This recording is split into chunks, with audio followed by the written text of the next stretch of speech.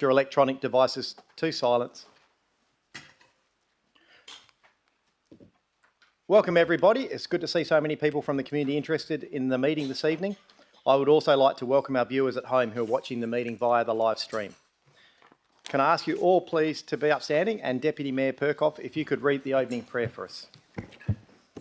Thank you, Mayor Irwin.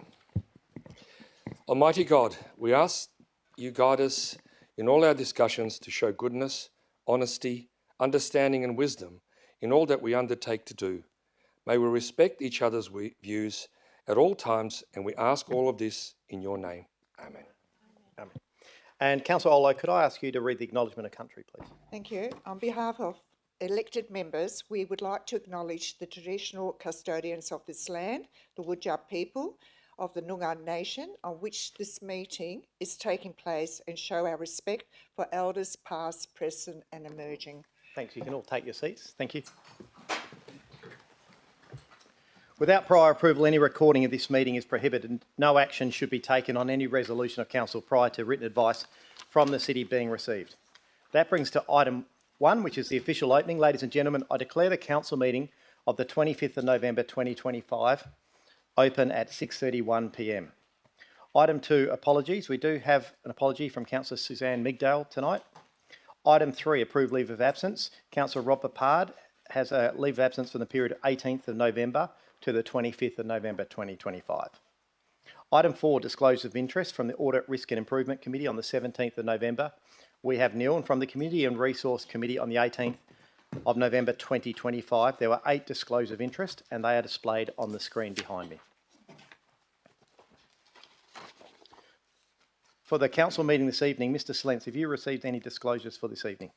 Thank you, Mr. Mayor. I've received a couple. I've received a declaration of financial interest from yourself in item 13.1, as the council report relates to me travelling to the United States of America to continue my studies at Berkeley.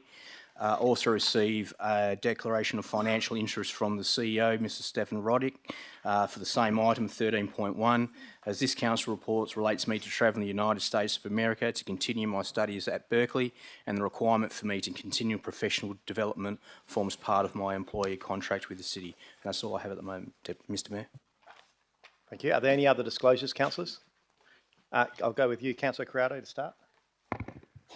I made this disclosure before, but I'm not sure if I need to do it again.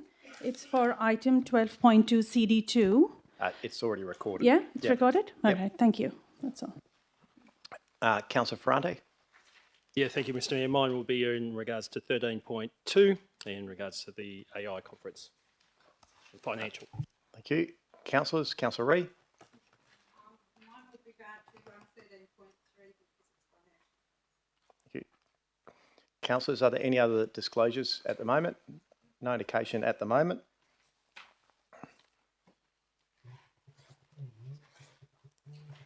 Item 5, petitions. Councillor Ferrante, I believe you have a petition to table.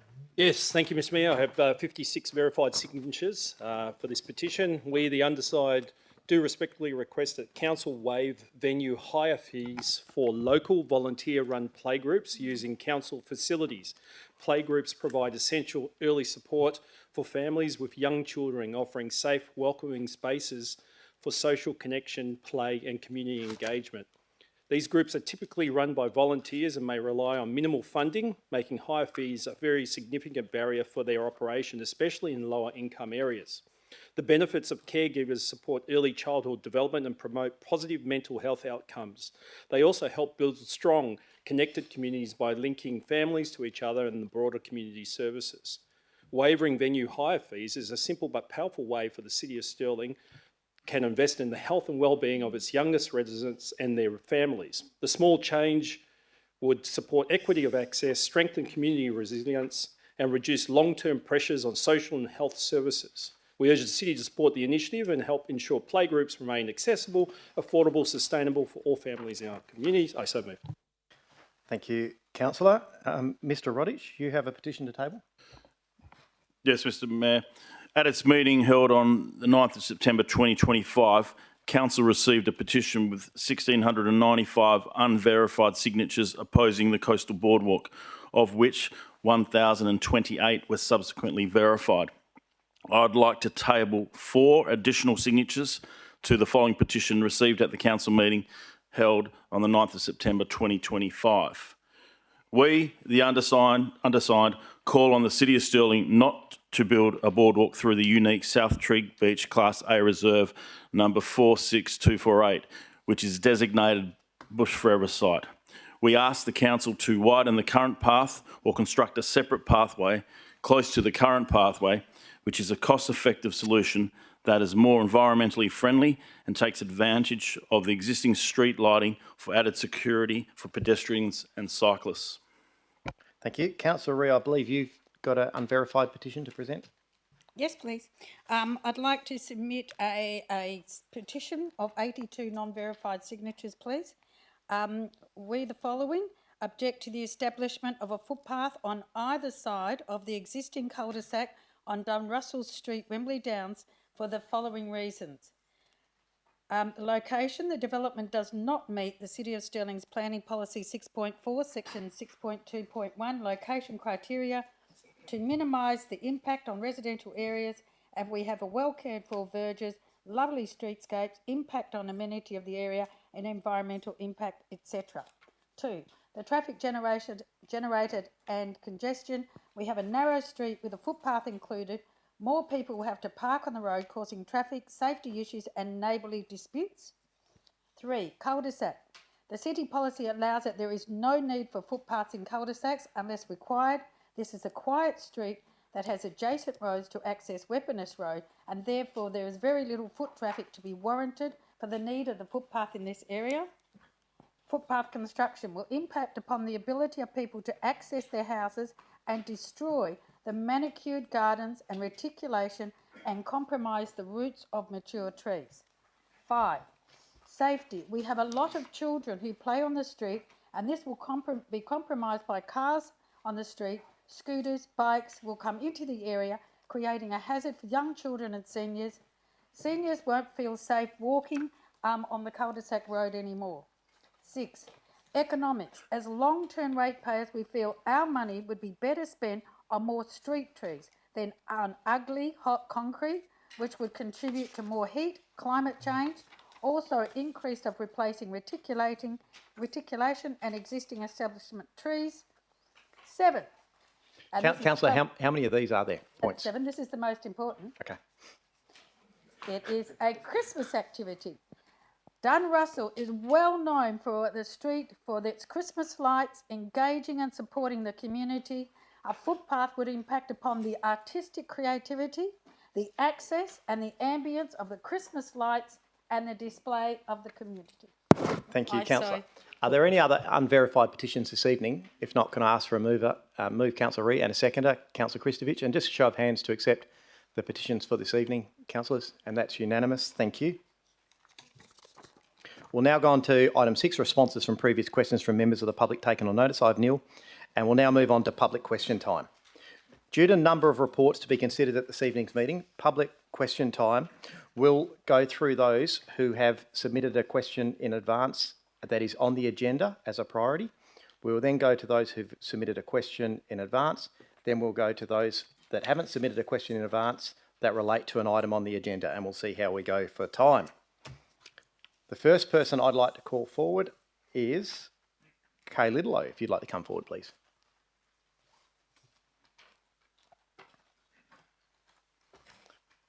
Thank you for starting us off. Just on the bottom of your microphone, if you press the silver button on the right-hand side, the red light will go on, and no one needs to touch that for the rest of the night. So that can stay on. And Thank if you just start with your name and suburb, and then your first question, please. Okay. Good evening, everyone. My name is Kay Lidlow, and I live in Bulga, and I've been a strong advocate for promoting reconciliation within the City of Stirling for a long time. I have a few questions about the city's new RAP. When it comes to the national closing the gap targets for Aboriginal and Torres Strait Islander peoples, employment is a key area where we need to improve employment outcomes. What is the city intending to do to support employment outcomes in this RAP? Thank you. Mr. Brereton. Thank you, Mr. Mayor, and thank you, Ms. Lidlow. We're committed to improving employment outcomes through a targeted approach to recruit, retain and support Aboriginal and Torres Strait Islander employees. This includes creating employment pathways such as cadetships and traineeships. A new Cadet Ranger position will commence in early 2026 with a young Aboriginal community member already recruited. This role will actually include traditional functions of a ranger whilst incorporating caring for country and land management activities to strengthen cultural connection. Our RAP also includes specific actions to build partnerships with Aboriginal organisations and indirectly support employment outcomes. For example, Aboriginal-owned business Cardan Construction recently completed works at the Mirrabooka Town Square, where they connected with and employed 2 Aboriginal community members on the project. Similarly, the city leads the Nala Jukin Healing Centre consortium and supports the recruitment and development of Aboriginal employees with 3 Aboriginal community-controlled organisations. Thank you. And your second question, please. How will the city enable and support Aboriginal groups and people to share their local cultures and histories with the broader community? Thank you. Mr. Brereton. Thank you again for your question, Ms Lidlow.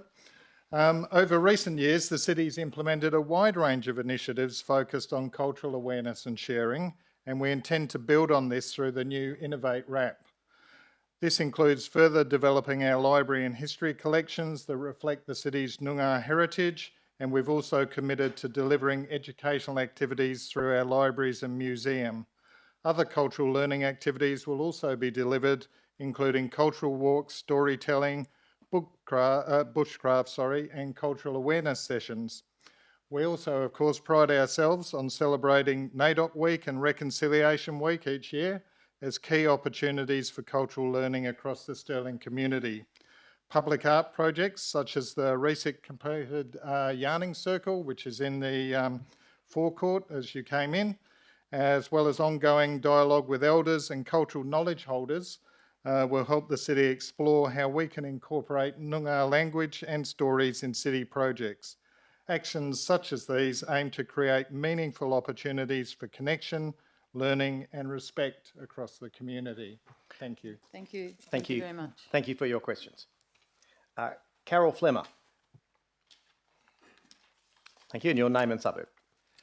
My name is Carol Flemmer and I'm from Waterman's Bay.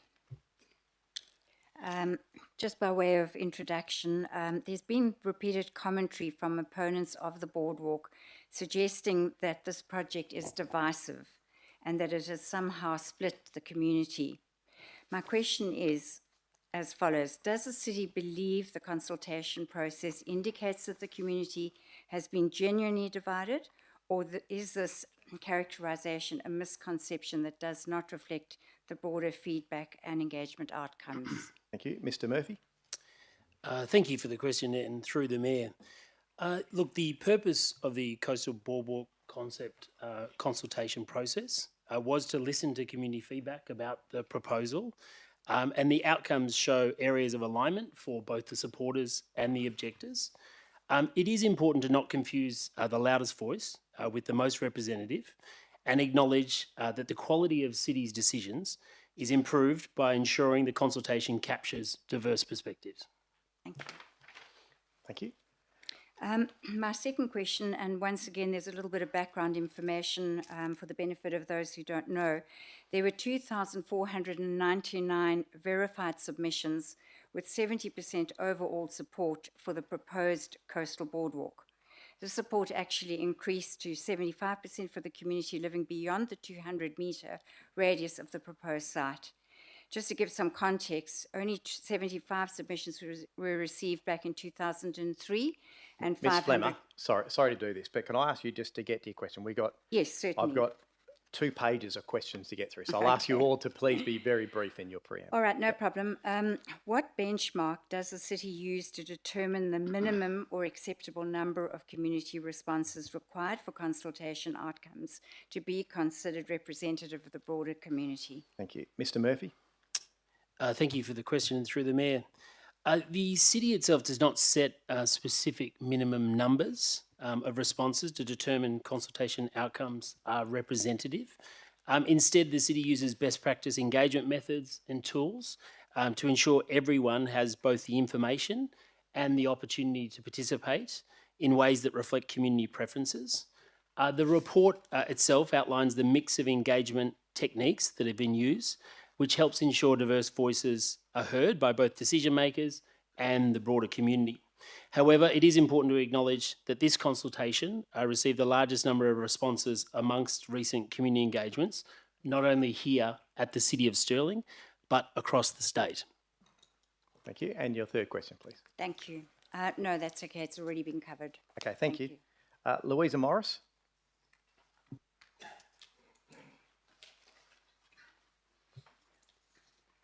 Thanks. And your name and suburb to get you started. Louise Morris, and I live in Trigg.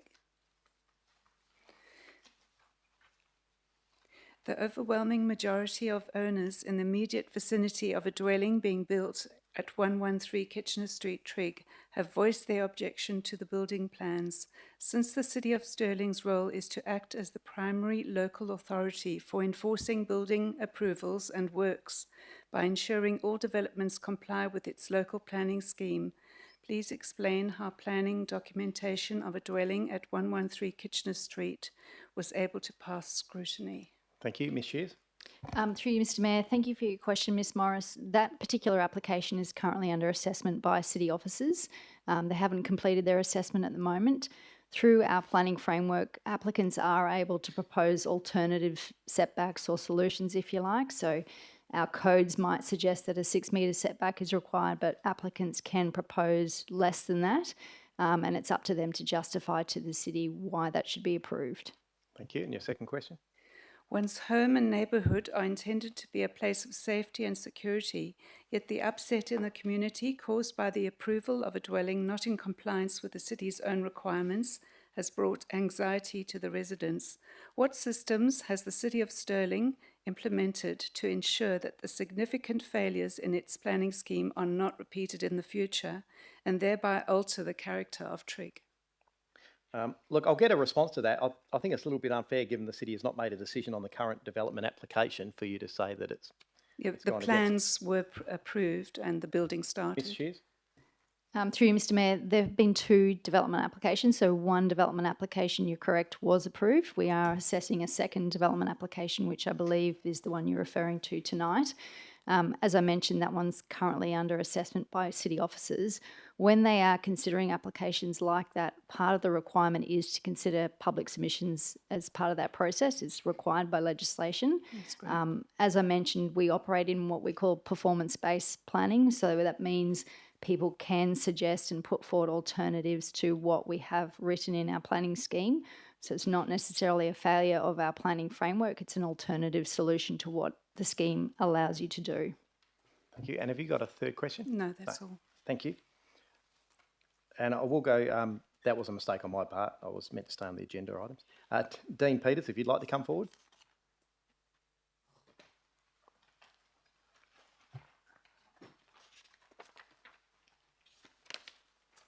Thanks, Mr Mayor. My name is Dean Peters from Trigg, and I'm speaking in support of the motions regarding the Coastal Boardwalk.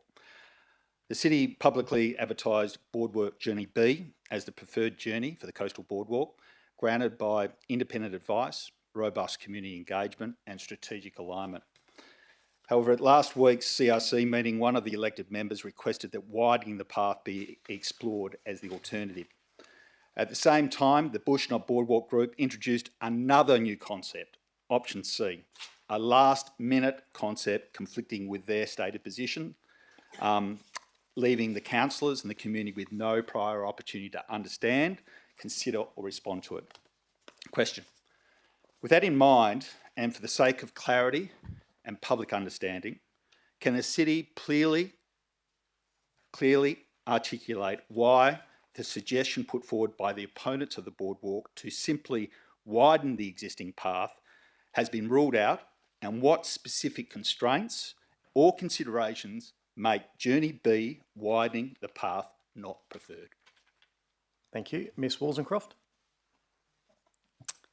Through the Mayor, thank you, Mr Peters, for the question.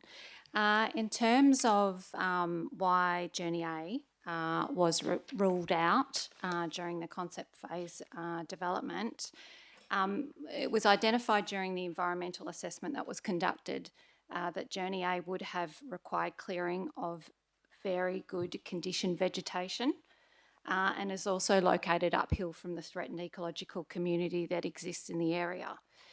The environmental report by Natural Area Consulting rated this option as very high risk due to the likely and severe impact on that threatened ecological community, particularly through potential changes to hydrological regimes, which is like water surface flow, that are critical to the survival of this particular species. This alignment would have brought the boardwalk within less than 4 metres of the TEC and well inside the recommended buffer that Natural Area Consulting determined during the concept phase. It would also require substantial complex reconstruction of the existing public use shared path with temporary closure of that arterial route. It would also not address the safety concerns that have been raised by the community in terms of separation of users or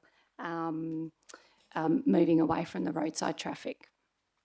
Thank you. Second question. Thank you. Can the city please explain how the late introduction of option C by the Bush Not Boardwalk Group at the CRC meeting last week aligns with the city's processes when considering agenda items, given this option has not been advertised before, and advise how the community can maintain confidence in a process that adds new options after consultation has concluded?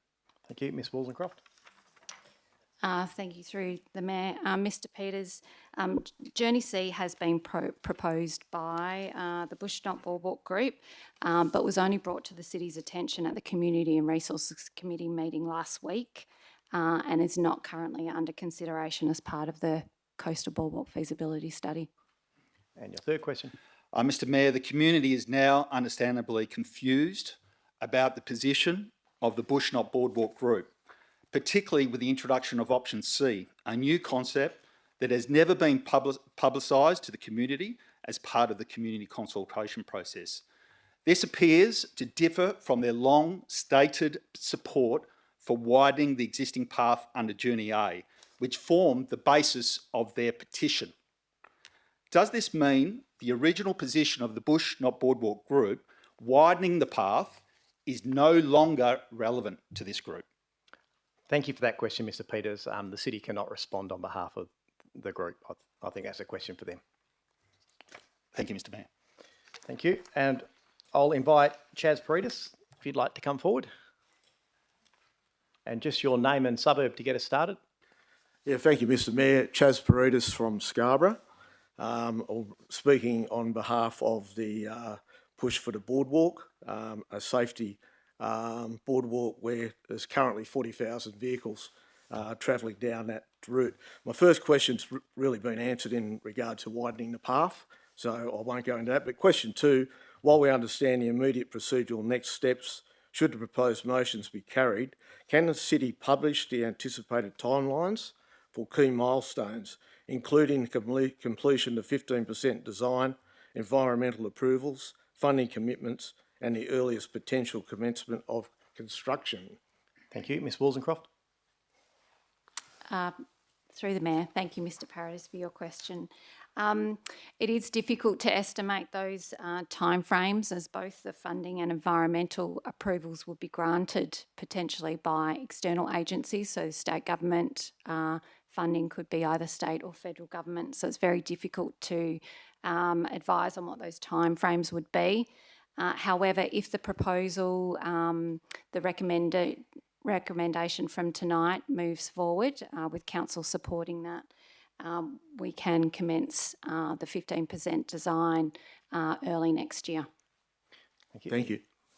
Question three, Mr Mayor, given the significant progress the city has made in advancing the coastal boardwalk and noting that we continue to revisit the same questions each time this matter comes before council, Am I correct in saying that endorsing these practical motions tonight does not commit council to building the project, but simply allows the city to continue the work the community is asking you to progress, while leaving the ultimate decision to the qualified experts at the State Planning Commission and the EPA, who will determine whether the necessary environmental approvals are granted? Thank you for that question. Look, yes, technically that is correct. Obviously, it's got to go through approvals process. It would be also fair to say, though, I think council has already committed $500,000 to this process, and the intent of council wasn't to commit for a drawing, it was to commit to get a boardwalk. So we'll certainly go through those approvals process. But Okay, tonight thank is you. a step there. Great. Thank you. Michelle Gates. And as you come up, Michelle, I will rule to extend question time. We'll start with a further 30 minutes and see how we go through these. Okay, thank you, Mr Mayor. My name's Michelle Gates from Scarborough, and I'm speaking in support of the motions for the Coastal Boardwalk.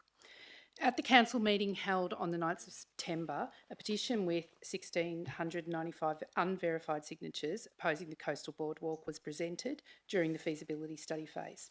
After verification, 1,028 signatures were confirmed as valid electors. Prior to the submission of this petition, members of the community documented formal concerns with the City on the 5th of April regarding the integrity and conduct of how signatures were obtained. These concerns included specific examples and the use of misleading phrases such as asking the community, "Would you want a safer path?" which some interpreted as supporting rather than opposing the proposed boardwalk. Given these circumstances, I'd like to ask the following. Can the City please confirm the dates during which the Bush Not Boardwalk group collected signatures for the petition, and whether community members had access to accurate, balanced and complete information about the proposed project through the community consultation process from 30th July to 30th of August before signing the petition? Thank you for that question. Ms Wollsonecroft. Through you, Mr Mayor. Thank you for the question.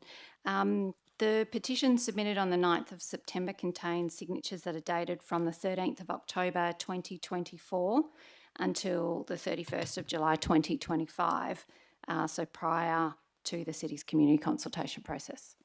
Thank you.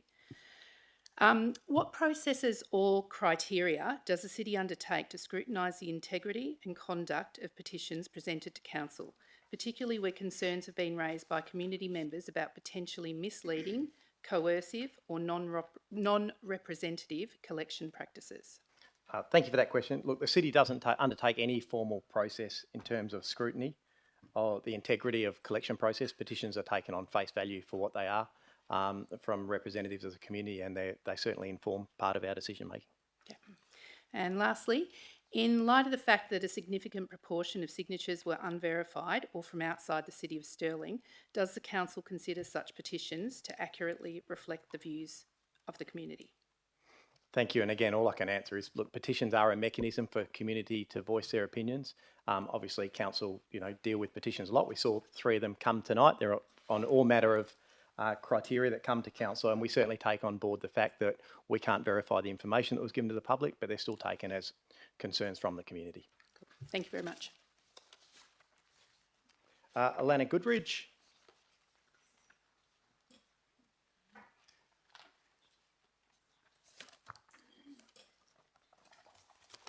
Good evening.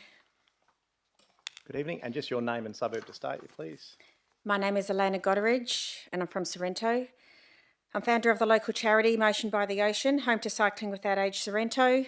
For 8 years, we have been providing free Tri-Shore rides to those with limited mobility, supporting Tri-Shore rides to more than 10,000 of our senior and disabled people. We have cycled a collective 80,000 passenger kilometres to our beneficiaries along the coast in mention.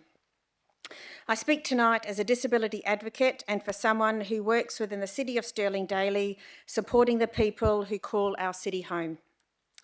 It's disappointing that some have suggested pedestrians walk along the beach, a view that dismisses the real accessibility barriers faced by people using wheelchairs, our seniors and families with prams. I have 3 questions. My first is, the current shared path fails to provide accessible, predictable and user-friendly experiences required by people with disabilities. Is the city aware that many disability groups, including charity groups, wheelchair users and our seniors, actively avoid using the current shared path because they consider it unsafe, inaccessible and not user-friendly when forced to share it with cyclists, e-scooters, e-bikes along dual traffic flow of up to 40,000 commuters with large trucks? Thank you. Ms Woolsencroft. Through you, Mr Mayor. Thank you for the question, Ms Gotteridge. Yes, the city received this feedback as part of the consultation process for the Coastal Boardwalk feasibility study. Thank you. Given the state's commitment to the West Australia for Everyone State Disability Strategy 2020 to 2030, how does the city intend to meet its obligations when the current path prevents many people with disabilities from safely accessing the coastline and connecting between key destinations? Thank you for that question. That item is on the agenda this evening and will form part of Council's decision-making on the proposed coastal boardwalk. And our last one, can the city please explain how Journey B, being the coastal boardwalk, will specifically improve safety, accessibility and better social inclusion for people with disabilities who cannot access the existing path, please? Thank you. Ms Woolsencroft. Through you, Mr Mayor. Yes, Journey B is specifically designed to meet DDA requirements and improve safety, accessibility and social inclusion for people of all abilities. The key features include a width of 2.5 metres, a minimum gradient of 1 to 20, and includes safety elements such as handrails. It also separates pedestrians from the existing path, away from traffic, bikes, e-scooters, and includes rest areas. These measures will enable people who currently cannot use the existing path to access and enjoy the coastal environment. Sounds exciting. Thank you. Thank you. Can I ask Dane Burnett if you'd like to come forward, please?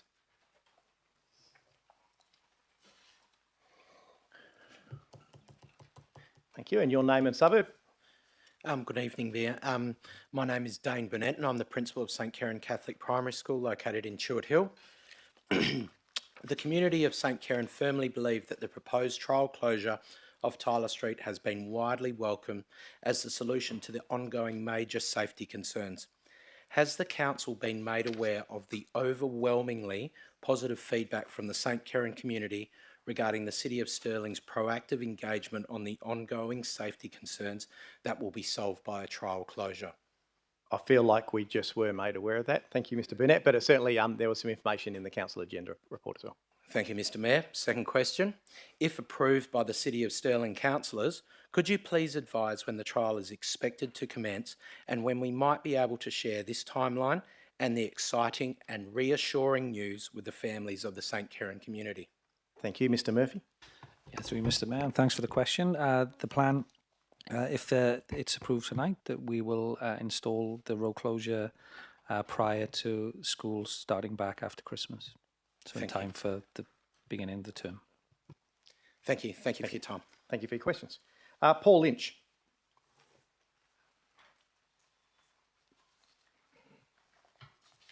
Thank you. And your name and suburb? Paul Lynch, Scarborough. Hi, Mr Mayor and councillors. I'm speaking in support of the motions regarding the Coastal Boardwalk. Mr Mayor, we know there are many examples in national parks, A-class reserves, coastal environments all over the world that demonstrate that this can be built sustainably, minimise the environmental impact and create a world-class boardwalk between Trigg and Scarborough. These projects demonstrate and achieve minimal environmental impact while still providing a safe, accessible and much needed walking link between Trigg and Scarborough. Thank you. Ms Woolsencroft. Right, this is my first question, sorry, Mike. That was the introduction. Oh. Apologies. It went for a while.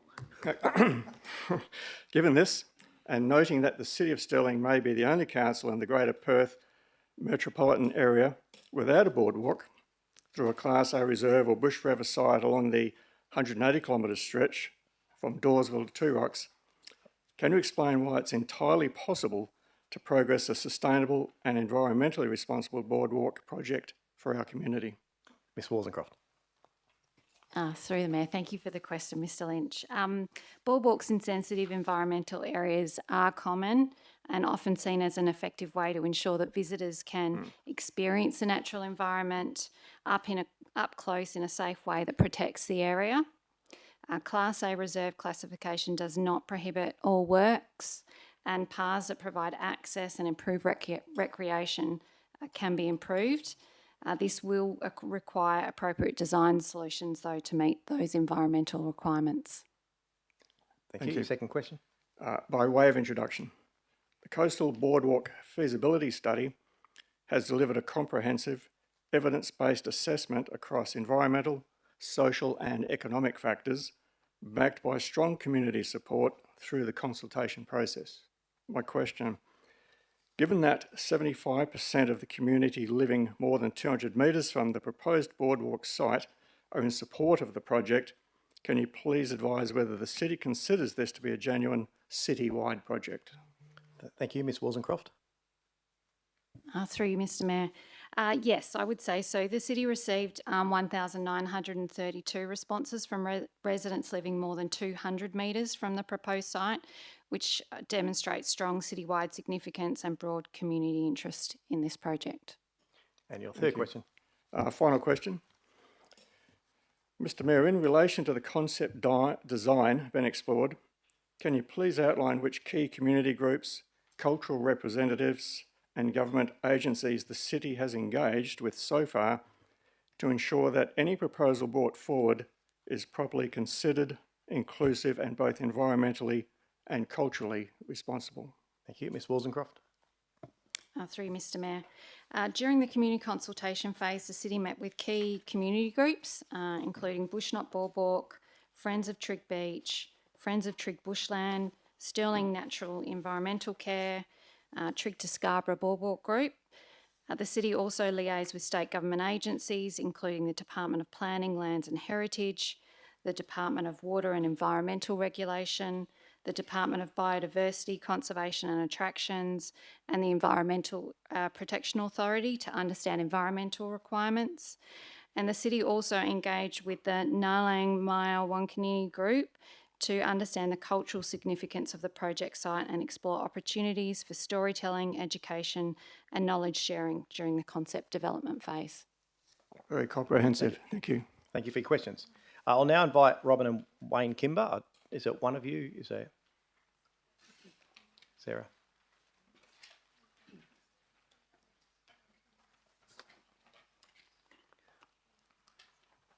And just your name and suburb, please. My name's Robin Kimber from Trigg. This is regarding planning and building, again for the 113 Kitchener Street, Trigg. As you're aware, 2 DAs have been put in. The first one was put in last year, and that was approved in the planning stage with the normal setback for an R20 zoning.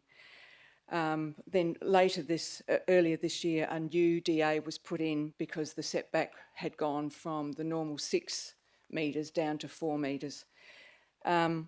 We can't really sort of understand how the owner or design team and the building certifier could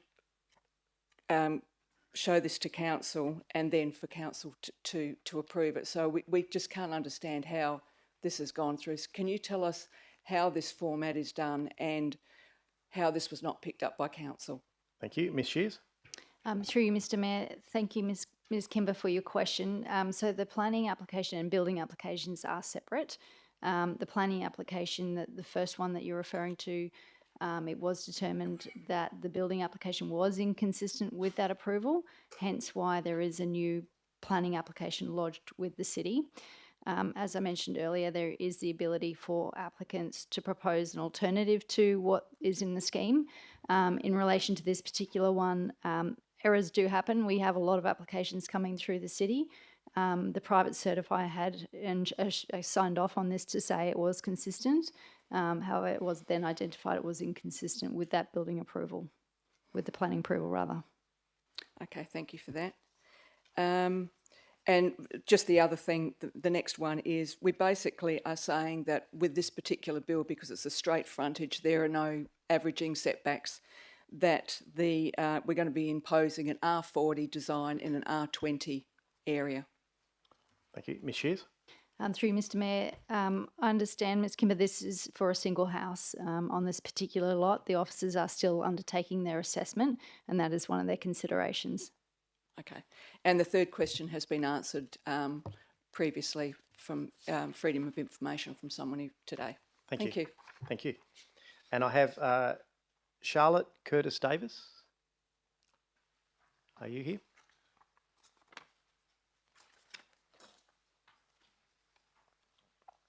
No. I will then go on to those who have not submitted prior but are on the agenda, and I'll ask Ray Kolb if you'd like to come forward, please.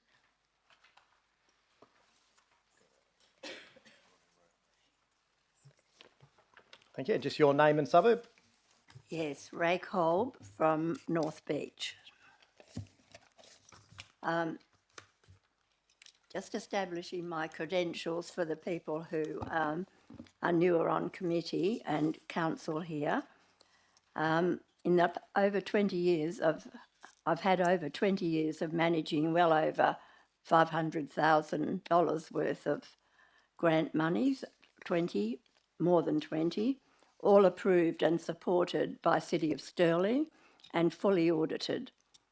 The City initially was most concerned about SNEC's ability to follow through after project's completion, fearing ongoing management being added to the City's management costs. This has never happened, as our volunteers, TLC, has persisted well after post-project commitments were completed, so all was well. For our newer councillors, my aim was and is always to assist in lifting the visible level of management along the city's coastal dunes. And excuse me for digressing from what I've written, but I'm interested in, Ms Wollstonecraft comments about how well the immediate to the coastal dual use pathway, the vegetation is. And that is primarily because that was part of what SNEC decided was absolutely essential to assist the city in improving. And So most of that vegetation I do need you is to ask a question now. being put in. I just have to state that because it's come out of previous questions and it could be put in again. In the past, during City Council and committee meetings, I noted... Ms Kolb, I'm shifting through. I've only got one more para and then I have three very short questions. Okay. In the past, during City Council and committee meetings, I noted various councillors most concerned about the amount of budget monies being spent within the coastal ward. Compare the ongoing difficulties city staff still have with managing the northern entrance to Scarborough Beach and the difficulties over many years at South Trigg prior to and after Surfing WA shifted.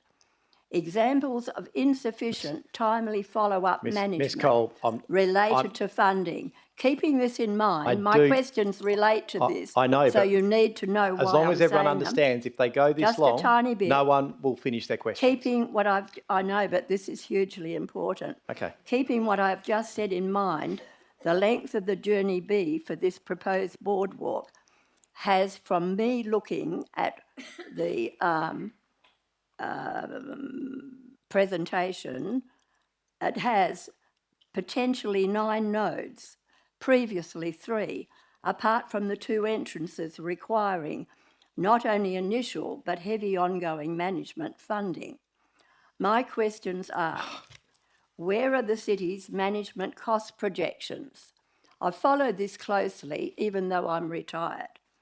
The estimated yearly additional... Ms This is question 1. Okay, was that the question though? This is question 1. Where are the city's management cost projections? The estimated yearly additional ongoing management outlay figures to cover the extra permanent staff needed for monitoring and management. I can list all the things that need to be managed. Sure. They won't be able to be covered under current budgets. Miss Wollstonecraft? The next one. No, I'll get you an answer. Miss Wollstonecraft? Through you, the Mayor, thank you, Ms Cobb, for your question.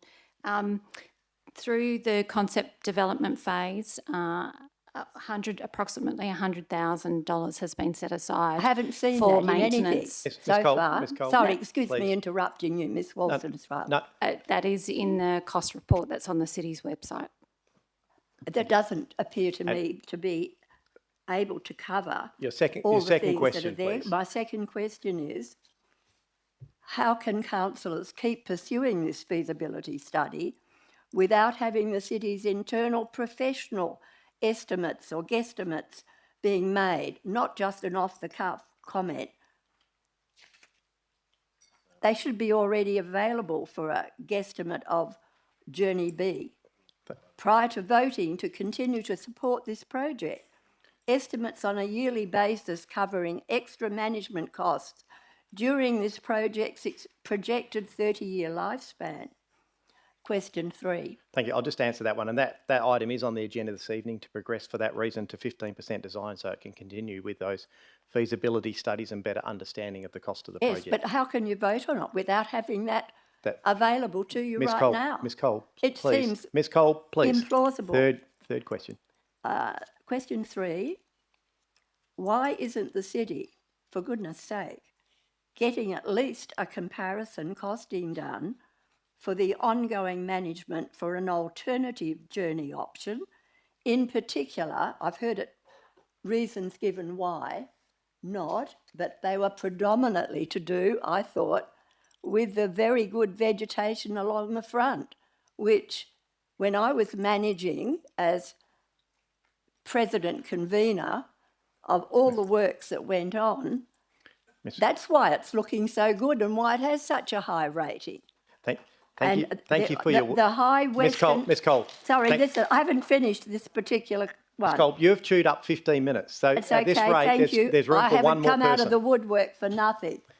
The high western edge of the current dual-use path would avoid adding extra edge effect management, and it should be looked at prior to committing to support this project. And I rest my case. Thank you. Thank you, Ms Cole.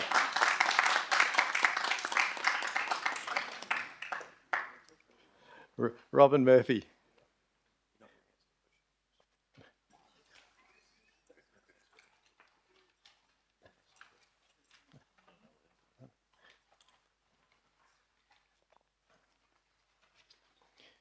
I will ask you please to keep them brief in the context Good that there evening, are a few Mr. who want Mayor. to ask questions. Good evening, Mr Mayor and councillors. Robin Murphy from Karrinyup, convener of the Friends of Trigg Beach, and in 1990 I was the foundation president of the Friends of Trigg Bushland. I've worked as a volunteer for the past 35 years to protect this important remnant bushland, and I continue to this day to regard this as my civic duty. And number one, the city's environmental consultants, Natural Areas Consulting, carried out an environmental survey of the 13.37 hectare South Trigg Beach Coastal Reserve in autumn on the 15th of May 2025, described as a full day assessment, 1 day. It included the 1 hectare threatened ecological community of critically endangered Rottnest Island pine. Is the advice from Natural Areas Consulting that the size of the TEC could be modified to shrink its size, and that the 50-metre buffer, which they recommended in the Trigg Bushland Management Plan, could also be reduced to 15 metres, based on science or on the city's preferred recommended journey for the coastal boardwalk, enabling it to fit between the 2007 erosion line and the TEC boundary, which would not be possible otherwise. Thank you. Ms Wollstonecroft. Through you, Mr Mayor. Thank you for your question, Ms Murphy. Natural Area Consulting provided that advice based on the site-specific conditions and their experience in the area. Thank you. And your second question? The city's environmental consultants, Natural Areas Consulting, recommended a 50-metre buffer around the threatened ecological community of Rottnest Island pines in the 2018 Trigg Bushland Management Plan. But now, in the 2025 UDLA report, Natural Areas Consulting recommends a 15-metre buffer. Can the city please explain this discrepancy? Thank you. Ms Woolsencroft. Through you, Mr. From what I understand, Ms Murphy, when Natural Area Consulting were looking at a boardwalk, they felt that because the boardwalk would be located downhill from the threatened ecological community and did not pose any risk to any hydrological regimes, that a 15-metre buffer was acceptable. Despite being advised by consultants UDLA that an autumn flora and vegetation survey would give inaccurate results, the city nevertheless paid $15,000 for Natural Areas Consulting to do a survey in autumn on the 15th of May. And now the same consultancy has been paid $65,900 to do a spring survey, which it has only just completed. Why is Council being asked to approve this wasteful decision-making and to endorse the incomplete Coastal Boardwalk feasibility study, progressing it to the next stage, when the most important report is not available until February next year? Thank you. Ms Woolsencroft. Through you, Mr Mayor. Ms Murphy, the spring survey report won't determine whether the boardwalk can continue or not. It's a requirement for the approvals process to understand exactly where the alignment of the boardwalk needs to go, so map it specifically. The survey that was done back in autumn was to look at the current vegetation condition and to map where to best place the location of the boardwalk through degraded vegetation. And from what I understand, the spring survey will confirm that detail, but also looks at other, fauna that exists in the area, flora. It's a very detailed survey compared to the first survey. You're doing an excellent job, Ms Woolsencroft, in promoting the boardwalk. Thank you. Thank you. Thank you. I will ask Mr Diamond. I will ask for respect from the people asking questions to city officers, please. We are now heading towards time of question time. I'm happy to extend, but I need your confirmation that you will respect city officers when you ask your questions. Harley Diamond, if you'd like to come forward.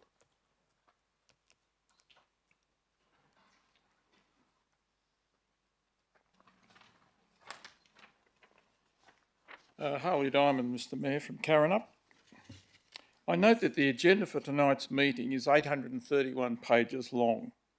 It includes such important items as item 12.1, Integrity Practices Review, of 132 pages. The contract extension e-scooter share scheme, the environmental sustainability policy, Innovate Reconciliation Action Plan 2026-2028, and most importantly, the Coastal Boardwalk study progress and next steps. All these items require councillors to make significant decisions.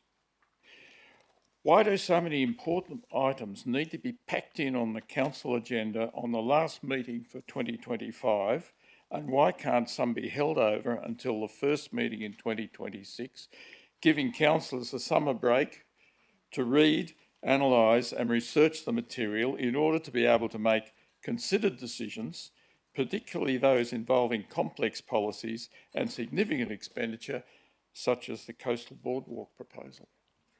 And thank you for that question. Look, the reason for the packed agendas around this time of year is especially this year because of caretaker period and election periods, and now going into the Christmas period.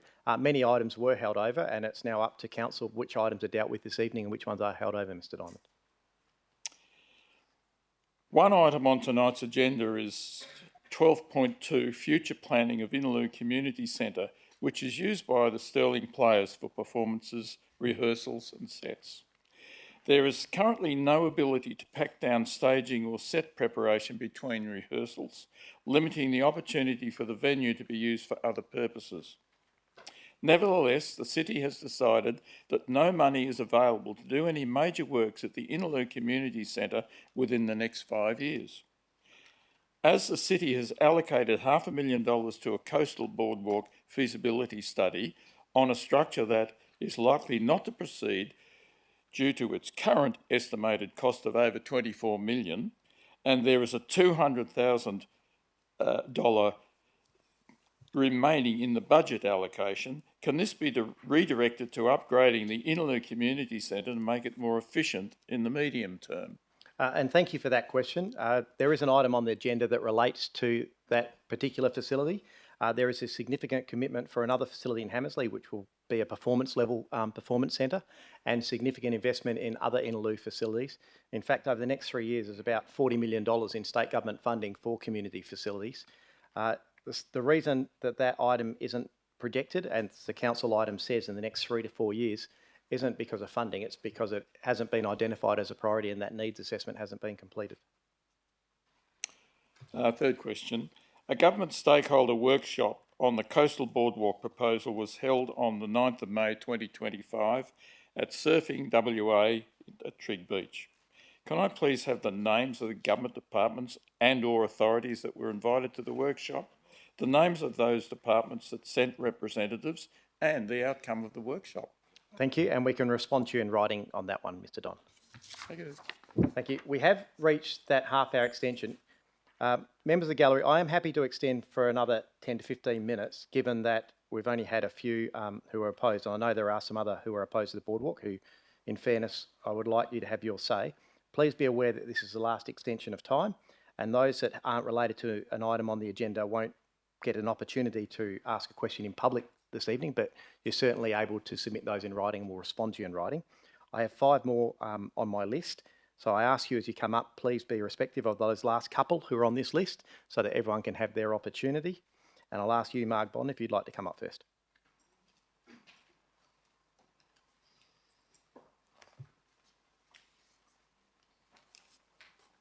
Thank you, and your name and suburb. Mark Bond, Scarborough. Good evening, Mr Mayor, councillors. At the Community Resources Committee meeting on the 18th of November 2025, Ms Alana Goderich spoke on behalf of her wonderful organisation, Motion by the Ocean, supporting the proposed $25 million 2.5 metre wide boardwalk. Her company offers people with limited mobility free tri-shore rides along the path between Mullaloo and Trigg beaches.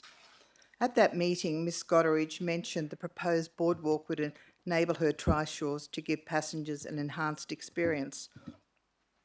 For the purpose of clarification, Motion by the Ocean does not travel south of Trigg Beach. The pathway from Trigg to Floriat Beach is similar to all coastal paths running parallel to the coastal road highway. So it is unclear why the boardwalk would need to be used by a tri-shore, as the existing pathway from South Trigg Car Park to Scarborough North Car Park has fantastic views. Ms Bond, can I ask you to get to your question? Those are things you can address with Ms Goderich. My question. Walkers, prams and wheelchairs will be able to use the boardwalk. Will pedal-powered vehicles such as tri-shores, bikes, e-bikes and scooters be permitted to use the proposed boardwalk? It's not intended that e-scooters or any e-ridables would be permitted on the boardwalk. So pedal power won't be used on the boardwalk? That is undetermined at this stage. Well, which way is it? You kind of... It's undetermined at this stage. Thank you. The City of Stirling spent $20 million on the redevelopment of Hammersley Golf Club.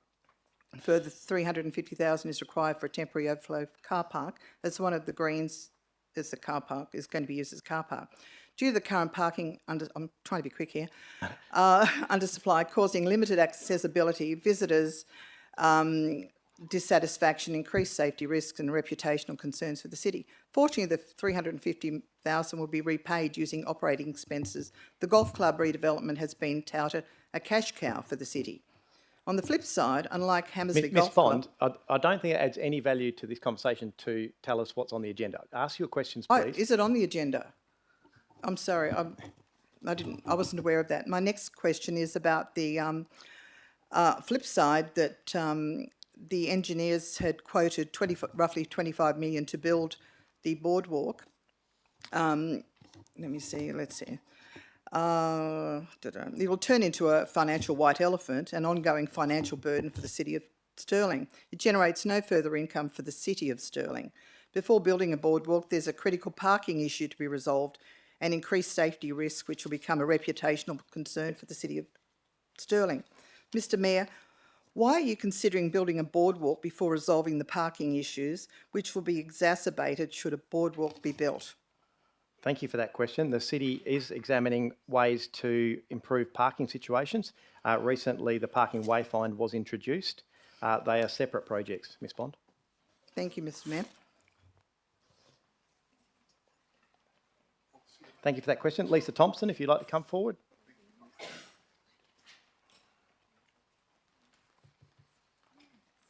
Good evening, everyone. Mr Mayor, can you please... Sorry, just your name and suburb. Lisa Sorry. Thompson, Trigg. Thank you. Sorry, I thought you might know it by now. It's got to be for the record. Mr Mayor, can you please explain why stakeholder submissions from Stirling Natural Coast Cares, SNEC and Friends of Trigg Beach were not provided to councillors at the Community and Resources Committee meeting when you advised in the minutes on the 11th of November that they would be? Thank you. Mr Murphy.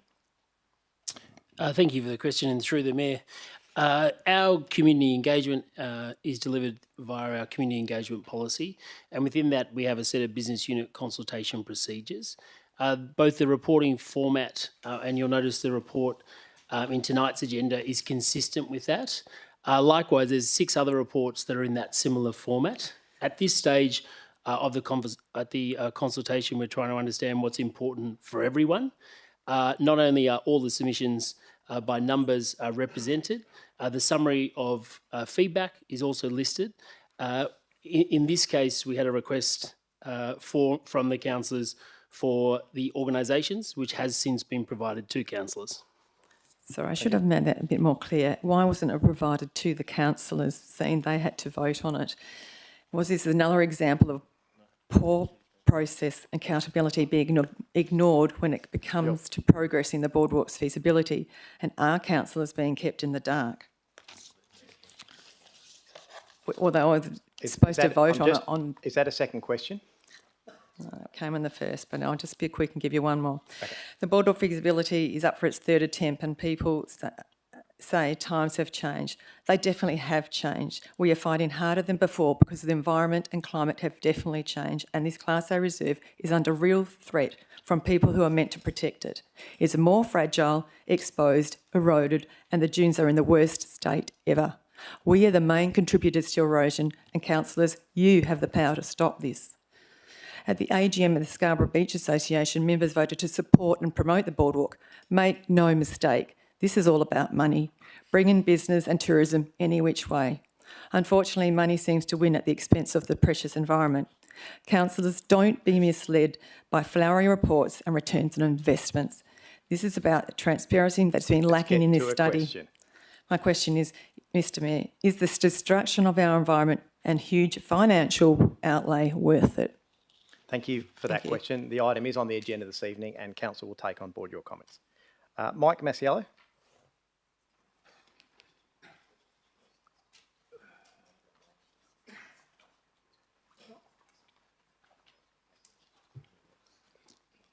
Thank you. Your name and suburb? My name is Mike Masiello from Trigg. In 2022, when Councillor Farrelly initially researched the boardwalk idea, inflation was applied to the 2012 design estimates, suggesting a boardwalk through the dunes would cost about $3.8 million. This is in 2022 dollars. The UDLA report, which costs ratepayers $93,000, estimated price tag to be $18.5 million, which was shared to the public during the community consultation. Then the city's Urbis report, released halfway through the community consultation period, costing ratepayers $67,000, revealed the total cost would be $25 million once design and other costs were factored in. However, last Tuesday at the CRC meeting, the Mayor uttered that the cost will probably be about $12 million. Mr Mayor, where does your new $12 million estimate come from, and are you now dismissing the estimates made by the city's own consultants, estimates which cost ratepayers $160,000? No, I'm not. Those figures are in the report, and they talk about the add-ons that are added onto that. The item also is clear that when we went out to original consultation, it was estimates based on all those different nodes. Once we go to 15% design, it's entirely up to council to work out what level that it is built to and how many of those nodes exist, and then I expect those costs to come down. So to 12 million, is that what your estimates are at? Your second question? Last Tuesday on the 18th of November at the CRC meeting, Mr Peters, in making a deputation for the proposed boardwalk, claimed that the Honourable Minister Hannah Beazley supports the proposed coastal boardwalk. Mr Peters claimed that the Minister had written Mr to the Masiello, city... can I suggest you stop mentioning anyone else in this gallery and ask us a question, please? The gentleman Those that are things you guys can take up outside. Yeah, that's fine. Councillor Ree asked Ms Woolsencroft for the letter to be circulated. However, for those councillors that may not have had a chance to read the letter, and in the interest of transparency for the ratepayers, can I please ask that you read the letter to verify the claims made by this community advocate?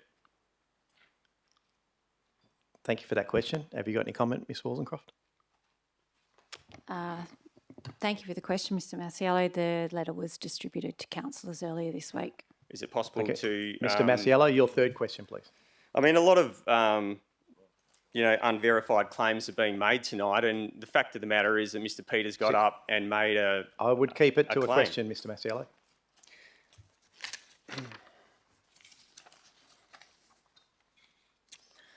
As a healthcare professional who's worked extensively with the elderly with disabilities, I'm well aware of the accessibility challenges for the elderly and disabled.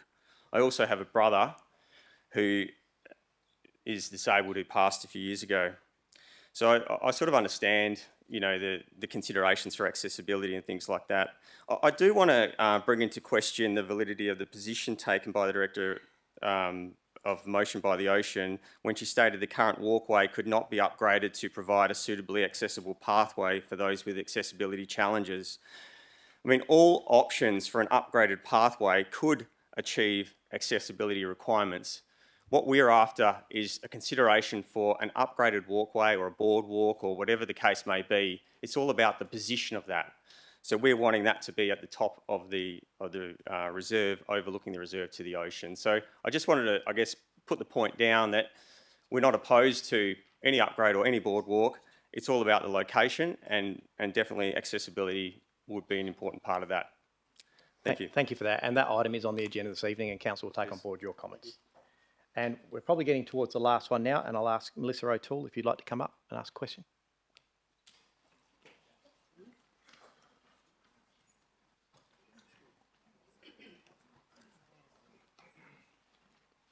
And just your name and suburb, please. My name is Melissa O'Toole. I reside in Duncraig. I'm here on behalf of my mother, Marion O'Toole, who lives in Careen.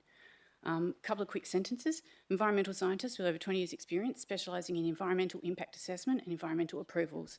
A little bit of background to the TEC. It has... Yeah. Oh, sorry. Let me speak up. Yeah, and can I just ask the questions, please?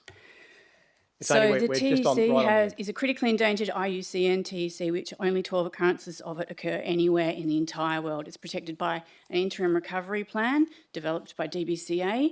So my first question is, the 15-metre buffer was proposed in the Coterra report, which was not conducted by ecologists. This is a regulatory matter and not one for consultants to decide. Are the councillors aware, and the ratepayers aware, that this proposed buffer is less than the 50 metres required in the Trigg Bushland Management Plan, the Critically Endangered TEC Interim Recovery Plan, and advice received from DBCA?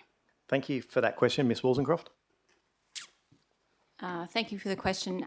Department of Biodiversity, Conservation and Attraction has advised there's actually no formal buffer requirement, and that buffers are determined on a site-specific basis depending on the conditions. Second question. Are the councillors and ratepayers aware that a 50-metre buffer would put the proposed boardwalk well inside the 2045 Extreme Coastal Hazard Risk Zone? Ms Woolsencroft. Thank you for the question. A 50-metre buffer isn't recommended in this instance. A 15-metre buffer is recommended.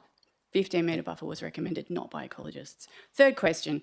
Are the councillors and ratepayers aware that the critically endangered TEC is a groundwater-dependent ecosystem and that no hydrogeological work has been undertaken to ensure that the construction of the proposed boardwalk will not adversely affect the critically endangered TEC? Thank you. Ms Woolsencroft. Thank you for the question.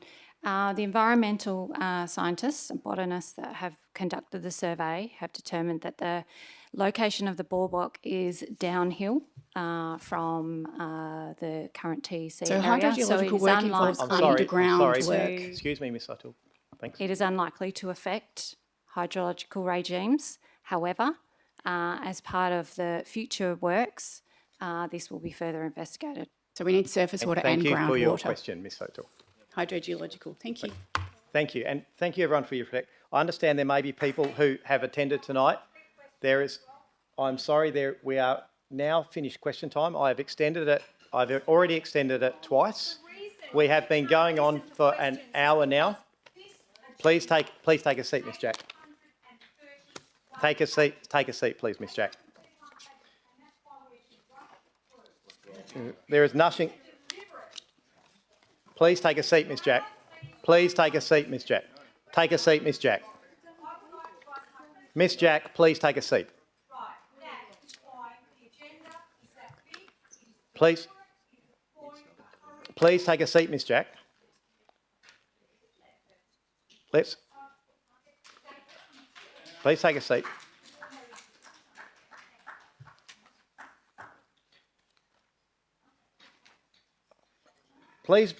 Please be assured, I've made it clear throughout it. Our meeting procedures are very clear and they have been published quite often. Public question time is a 15-minute time slot. I can rule to extend, and I have ruled to extend twice tonight, and I've ruled 30-minute extension and a 15-minute extension, as per the meeting procedures, local law and the Local Government Act. I think it's only fair on councillors now, with such a heavy agenda, as has been noted, that they have time to make some decisions this evening. We've been going for over an hour. Mr Mayor, could I move that we actually extend question time, because there's a lot of people here other than people here for the boardwalk.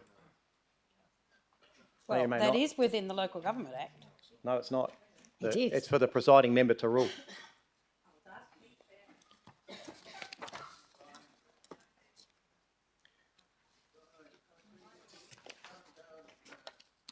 Item 8, application for leave of absence. Councillors, are there any requests for leave of absence?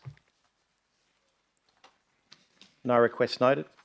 Item 9, confirmation of minutes. Councillors, can I have a mover and a seconder to accept the minutes of the ordinary meeting of Council held on the 11th of November 2025? Move Councillor Giudice, seconder Councillor Hatton, and a show of hands to accept those minutes. Thank you. That is unanimous. Notice Councillor Ferrante has left the... Announcements by the presiding member. I do have a couple of announcements to get through this evening. They are short. Please bear with me though, and I think they're important that we do these. The first one is on the passing of Maureen Grierson. So it is with deep sadness that I acknowledge the passing of Maureen Grierson, a community leader and a former councillor and deputy mayor, whose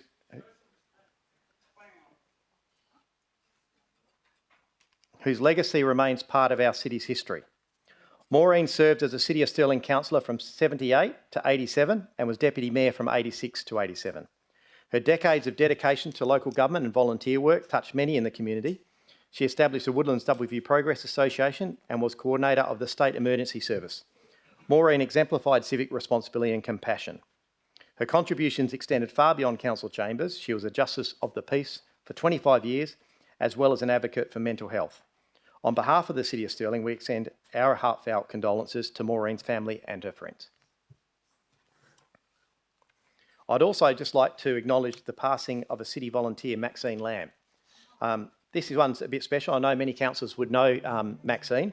I actually came to know Maxine many, many years ago in my younger days in surf lifesaving. She was a bit of a stalwart of the Cottesloe Surf Lifesaving Club. But the city is very saddened to learn of the passing of Maxine at 97 years old. She was a beloved volunteer who dedicated nearly 2 decades to enriching the Stirling community. From the early 2000s, Maxine supported people with intellectual disabilities at the Joe Camilleri Day Club, assisting with programs, meals and events, and later volunteered with Books on Wheels and at local community centres, always bringing her trademark warmth and can-do attitude. Her commitment earned her several city honours, including Volunteers Make a Difference Award and a Silver Community Service Award. Maxine retired from formal volunteering in 2019. And in fact, I still remember when I first became mayor, she was actually asked to step down because we didn't have a policy that allowed over 90s to volunteer at that stage. And She pushed the boundaries and she managed to get a couple of more years in her, and then in a later time her son used to bring her to events. She's leaving an incredible legacy of compassion and service that will long be remembered. We will miss Maxine Lamb. What an amazing contributor for our community. And lastly, this one's on a more positive note, but I would like to acknowledge Ian Hunter, our Manager of Parks and Environment, on his retirement, and he's here with us this evening. I just want to take a moment to thank Ian Hunter. He's announced his retirement after an incredible 14 years of service for the city and for our community. Ian has been a steward of the city's green spaces, shaping the landscapes that define our neighbourhoods. This is no small feat, especially when those spaces are in front and centre in our community and are often the subject to passionate public feedback and passionate councillors as well, Mr Hunter. Through it all, Ian has approached every challenge with professionalism, creativity and a deep commitment to making our city greener and more livable. Over the years, Ian has worked alongside multiple CEOs and mayors, always bringing his wealth of knowledge and his willingness to share it generously with his team. His guidance has helped us navigate environmental priorities and deliver spaces that residents can enjoy and be proud of. Ian, may your next chapter be filled with relaxation, adventure, maybe just a little less time worrying about your irrigation systems and tree health. And on behalf of the city, thank you for your dedication, your expertise, your unwavering passion for our environment and helping us to deliver the vision of a sustainable city with a local focus. You've certainly left a lasting legacy with the city and we wish you all the best in your future gardening endeavours, Mr Hunter.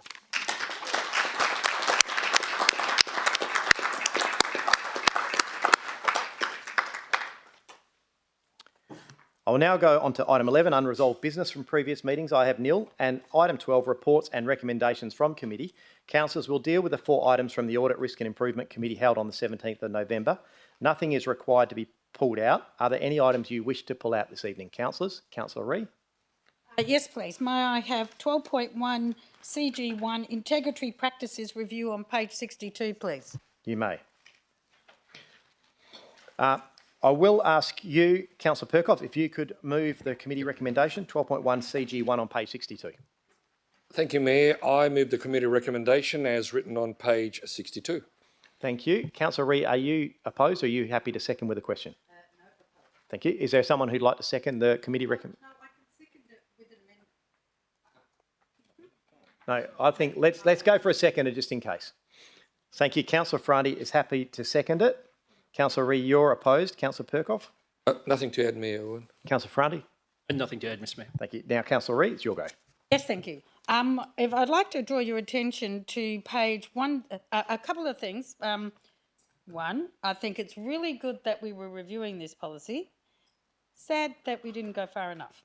I'm still concerned about 68, page 68, with the conduct investigation process.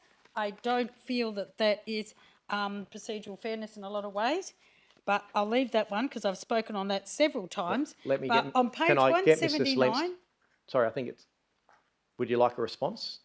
Or you no, just I've already spoken that. You're not going to change it. I've already said it to the wall 100 times. But I am not going to give up on these two. On page 179, it refers to, and I did have a motion on it, and my motion only goes back to 2008, I think. On page 179, National Criminal History Check, that the management practice requires all employees' appointments to have an accredited national criminal check. I have asked since 2008 for councillors as well. I believe that elected members also should have a national police clearance. I've asked for it to be included. I was informed that we were going to update it. It's still not there. Mr. Slents. Well, I'll just, before I finish, on page 180, it also goes that all working with children cards are required for employees in accordance with city recruitment and selection management practices. I've also raised the fact that we should, councillors should have, we go to schools, we're out in sporting areas where children are there, we should have a working with children. I've asked for that to be incorporated again. I did think that this would all be incorporated. My apologies I didn't get to say it all because, as some members of the community have said, we've been a rush job this week. So I'm saying it now because I cannot let this go.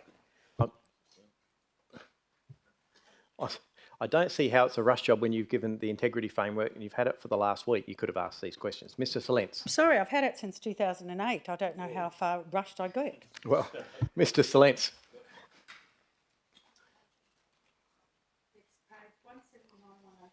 Mr. Salents, you have comments in regards to elected members having police clearances and working with children checks. Through you, Mr. Mayor, there's no requirement for a person of the community to have such clearances as part of their nomination process to become a councillor. However, if council chooses or an elected member chooses that they want to have a national police check, then I'm sure that they can submit it through to the city. Thank you. And just on the working with children, I can confirm that unless you have a valid reason and it's authorised valid reason, it won't be accepted by the department either. Councillors, Councillor Ree, have you got anything else to add, or would you just like this to put to a vote? No, I just think that that's integrity. That's what we should be doing. I know, and we've done lots of things. You've made the point. You've made that point, but have you got something else to add? I've put other things up. I don't know why we can't stand and fight for this to lift the sector. I just don't understand. And I did make the comment before about teeth, and I won't go into teeth again, but I do believe that our insurance policy should be the same for councillors and for staff. And I won't go into that one because I did use that as an example. But no, I cannot support it because I believe that we should have integrity. That's it. Okay. Thank you. Councillor Perkop, Would you like me to close debate? Close me, Erwin. I'm trying to remember back to 2008. I'm not sure where I was. Sure, it was exciting here on council. There's about 2 councillors here that were there at that time. I don't disagree with Councillor Ree about working with children. Some of us do actually have that. We're on boards of schools and all of that sort of stuff. That's fine, and that's it. Closing. Thank you. That is closed, so I will put that move. Councillor Perkov, seconded Councillor Ferranti. Let's go to the vote, councillors.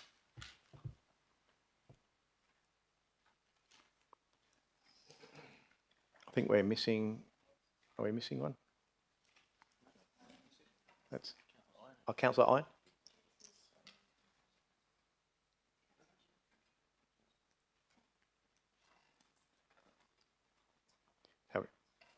Councillor Iron, are you for this? Oh.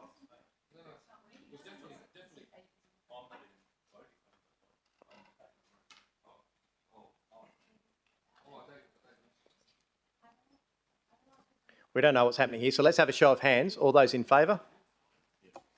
Thank you. And against? That motion is carried with Councillor Ree voting against. Thank you. Councillor Perkov, would you like to move the balance of the Audit, Risk and Improvement Committee reports? Absolutely, Your Worship. I'd like to move the balance of reports as recommended by the committee. Thank you. Is there a seconder? Councillor Kristovich. And if you can go to the vote, councillors. Are we giving the electronics a go? A show of hands, councillors. Good, and that is unanimous. Thank you, councillors. Members of the gallery, the remainder of the Audit, Risk and Improvement Committee recommendations have been adopted by exception resolution. Councillors, we will now deal with the items from the Community and Resource Committee held on the 18th of November 2025. Nothing is required to be pulled out, but I'm sure there are a couple you would like pulled out. And we'll start over here, Councillor Dudak. Thanks, Mr. Mayor. Can I pull out? Own up to that. Can I please pull out 12.2 ES1, 12.2 CSA1, and 12.2 P1?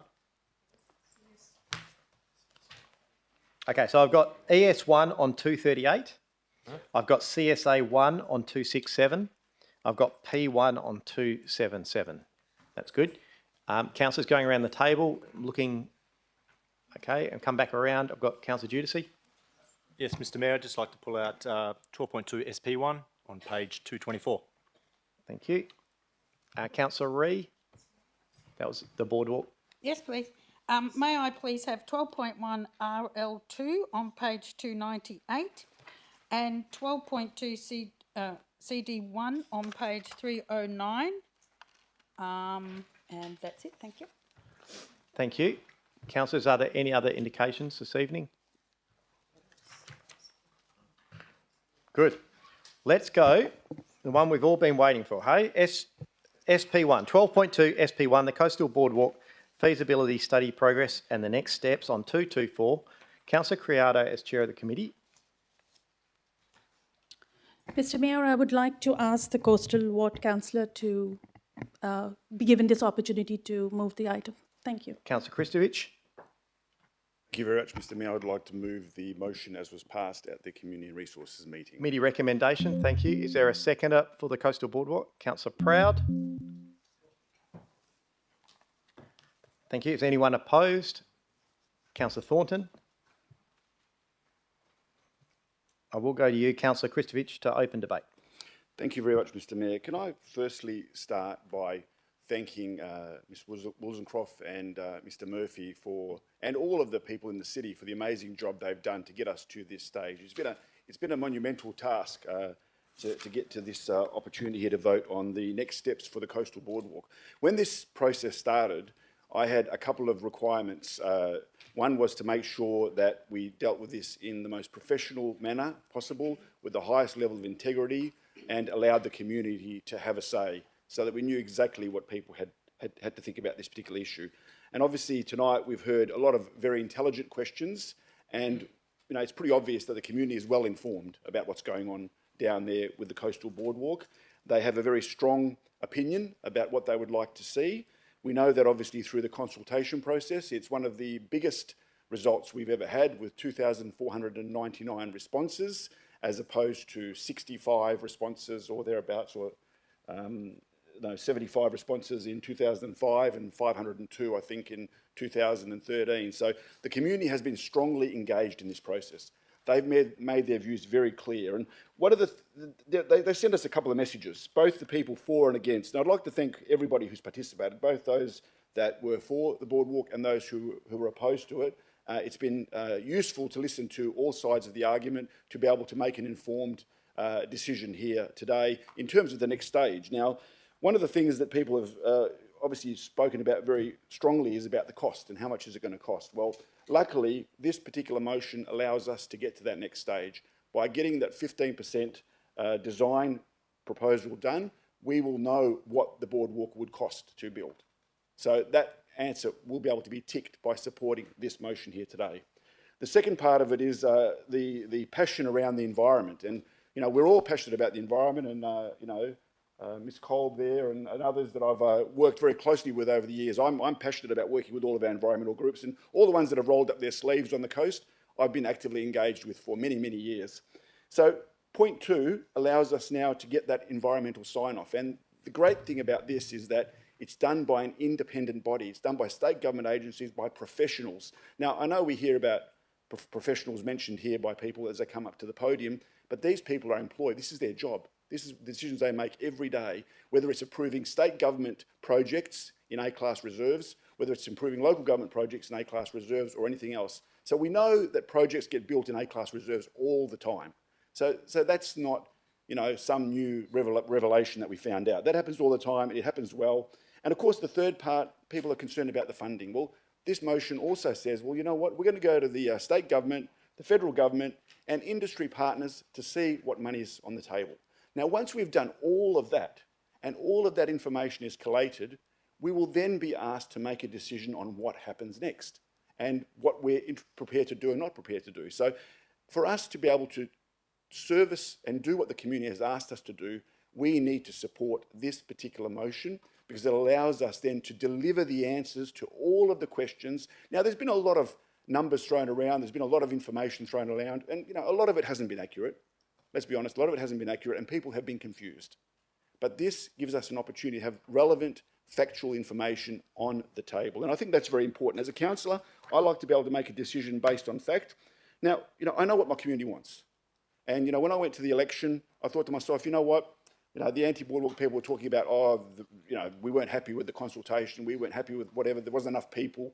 I thought to myself, you know what? I'm going to put that in the middle of my statement to say, I'm supporting the boardwalk. You can either vote me out and tell me you don't want the boardwalk, or you can vote me in and say you want it. Now, 68.36% or whatever it is, it's a huge result, right? So I'm very flattered by the fact that I got so much support when I went out there publicly and said, I'm going to put this front and centre to see what people think. So that was just another endorsement of this particular project from my perspective. In saying that, the environment is critical, Funding is critical. Making informed, educated decisions are critical in this whole process. And I know we all want to do that. And we can't do that without progressing. Now, I know we've spent $295,000. Supposedly we were going to spend $500 up to this stage, but we haven't. That money will now take us through to the next stage as well. So let's get to that next stage. Let's answer all those critical questions that the community has asked us so that we can actually deal with facts. We've got independent experts giving us those facts, and then both the community and us can make informed decisions. Thank you. Oh, there you go. Councillor Proud. Thanks, Mr. Mayor. Very happy to second this motion. This is only to follow through to the next phase of the process. This is a responsible path to take, considering the 70% community consultation in support that we received during the public comment period. Back in 2012-13, I was still here and went through this whole process before, so I'm an old hand at what we've been receiving.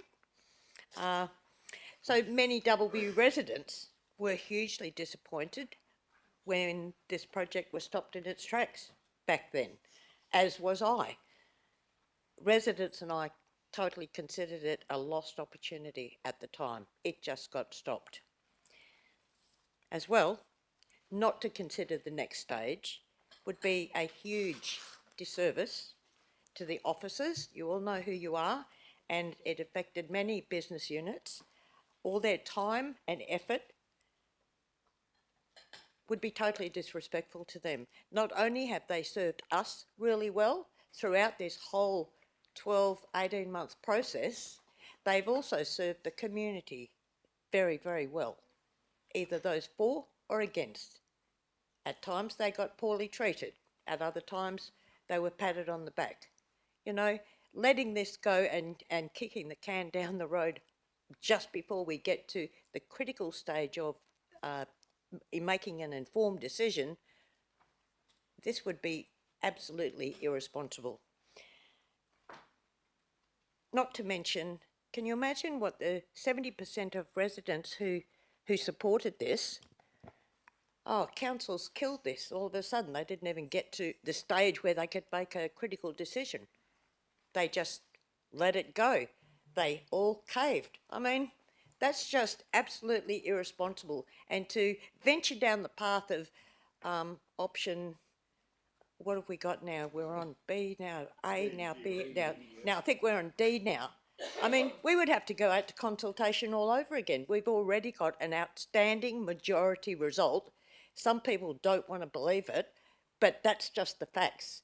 The facts are what came out through the consultation. I remember in 2012-13, let me just digress, we had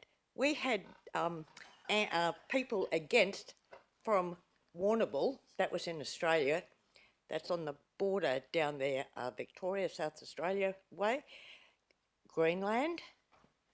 This is before Trump even noticed Greenland was on the map. Let's get back on this one. Okay, so that is said, look, we've just got to get to the next stage. This will give us some critical information to make an informed decision for absolutely everybody. Those who want to cave now, well, that's so be it. But we really have to find out. Councillor, I might just get you to retract that. I think every councillor is entirely up to having their own opinion. Okay, thank you, and I'm happy to withdraw that. I just think it's critically important to actually know the outcome of the next stage. And even when we get to that and a decision is made, either way, it's either yes to proceed or no, now it can cave. People, if it falls, there'll be good reason why it failed. So that's going to be a decision for 2026.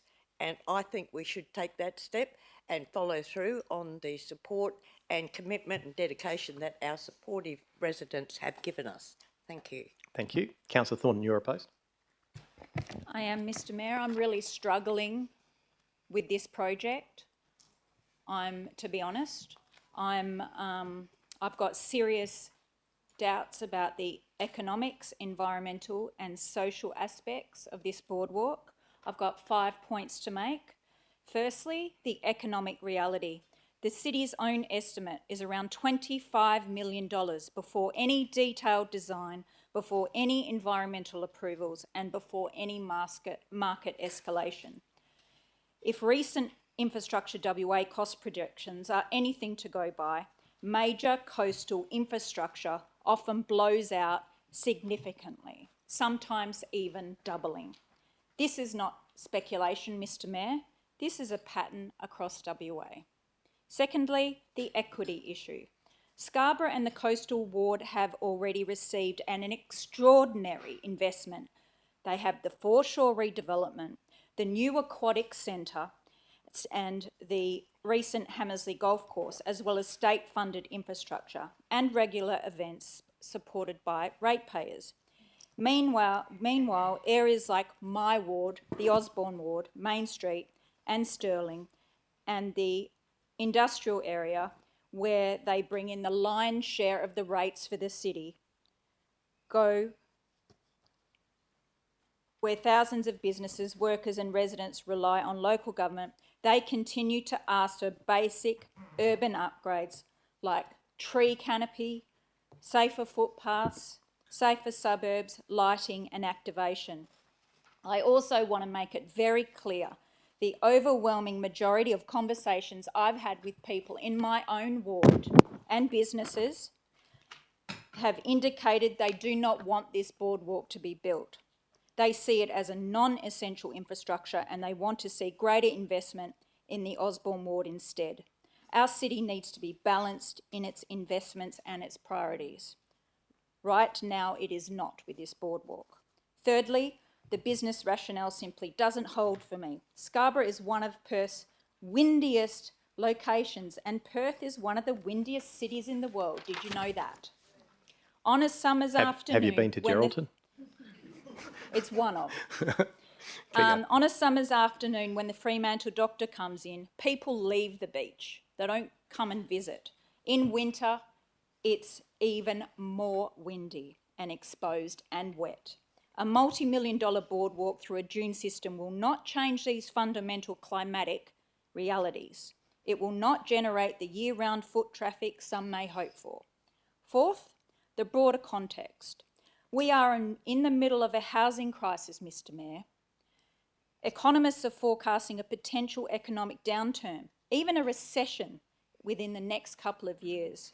Only last week, Mr Mayor, you publicly stated that major residential projects in Scarborough have stalled because builders cannot access trades due to government infrastructure demands. If the private sector is unable to secure workers to build these homes, how can we justify taking trades away for non-essential, discretionary coastal infrastructure projects such as this?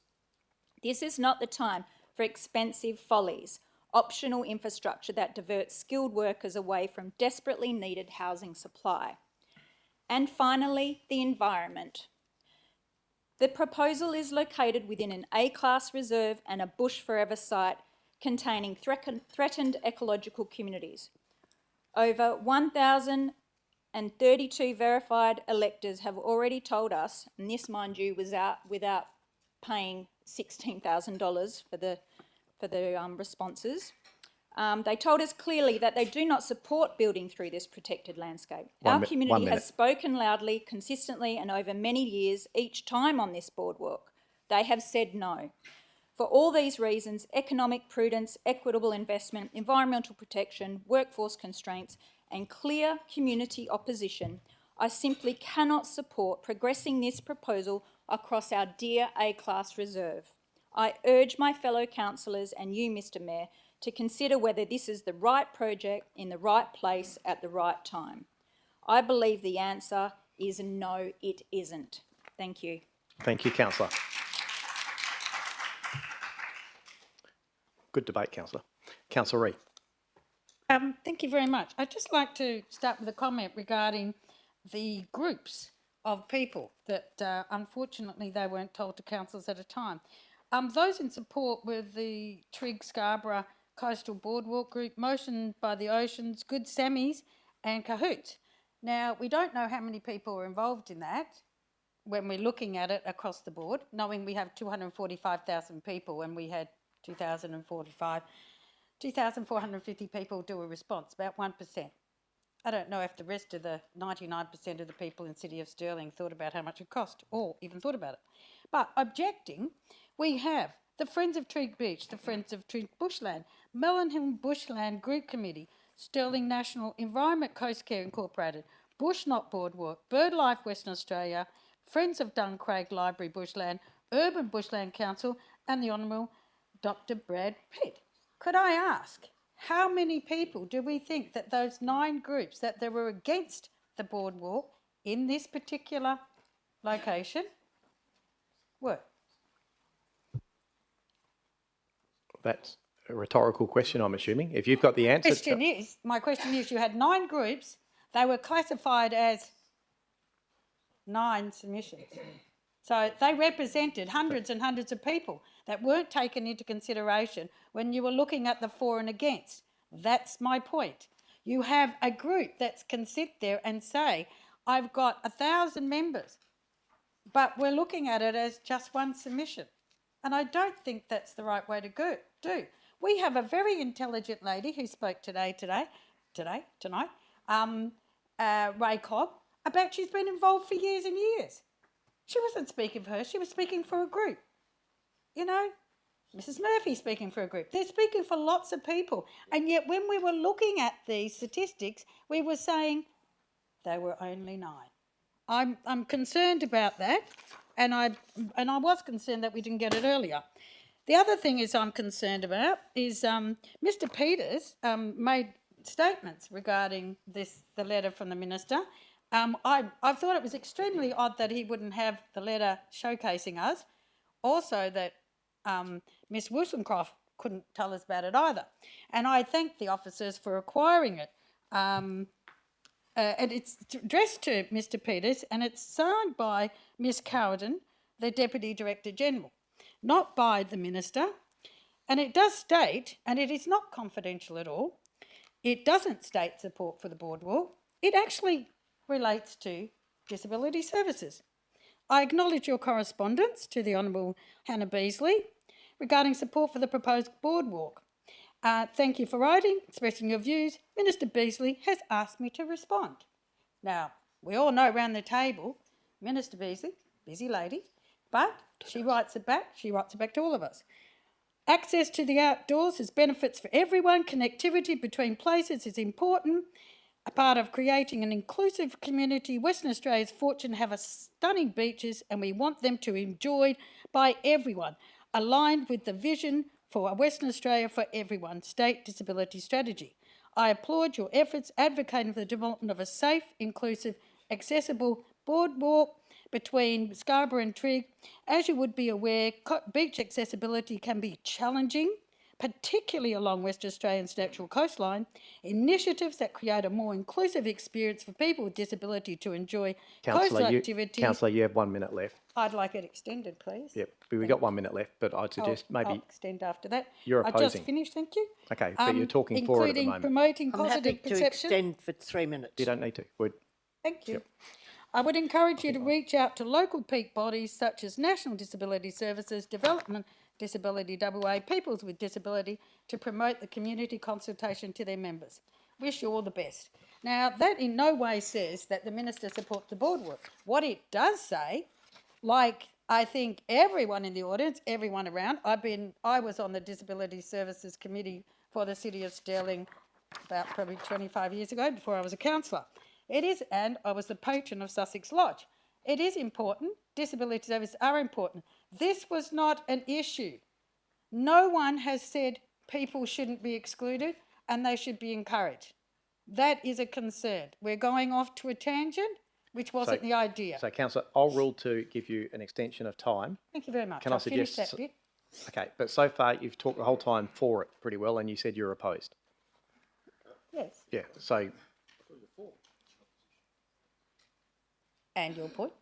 I'm just giving you the heads up that you've basically spent that whole time talking about the good points of it. So I'm just saying you're opposed. But I'm talking about the fact that the way the submission's done, all those people were against. Let's get on to it. And that wasn't recorded.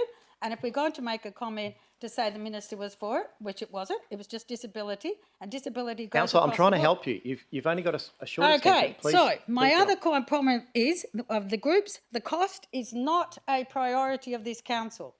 If we had $20 million to spend on fixing up our bowling clubs, our community clubs, our football clubs, which people use every single day, and I do acknowledge that this is a tourism thing.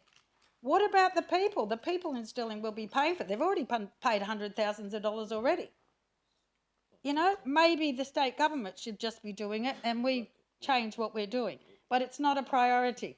We could have had lots of buildings fixed and we could have had a women's shed. Now let's think how long that's been in the pipe. That's right. Thank you. We don't want a women's room for 4 people. We want a shed. I knew we'd get the women's shed into the boardwalk discussion.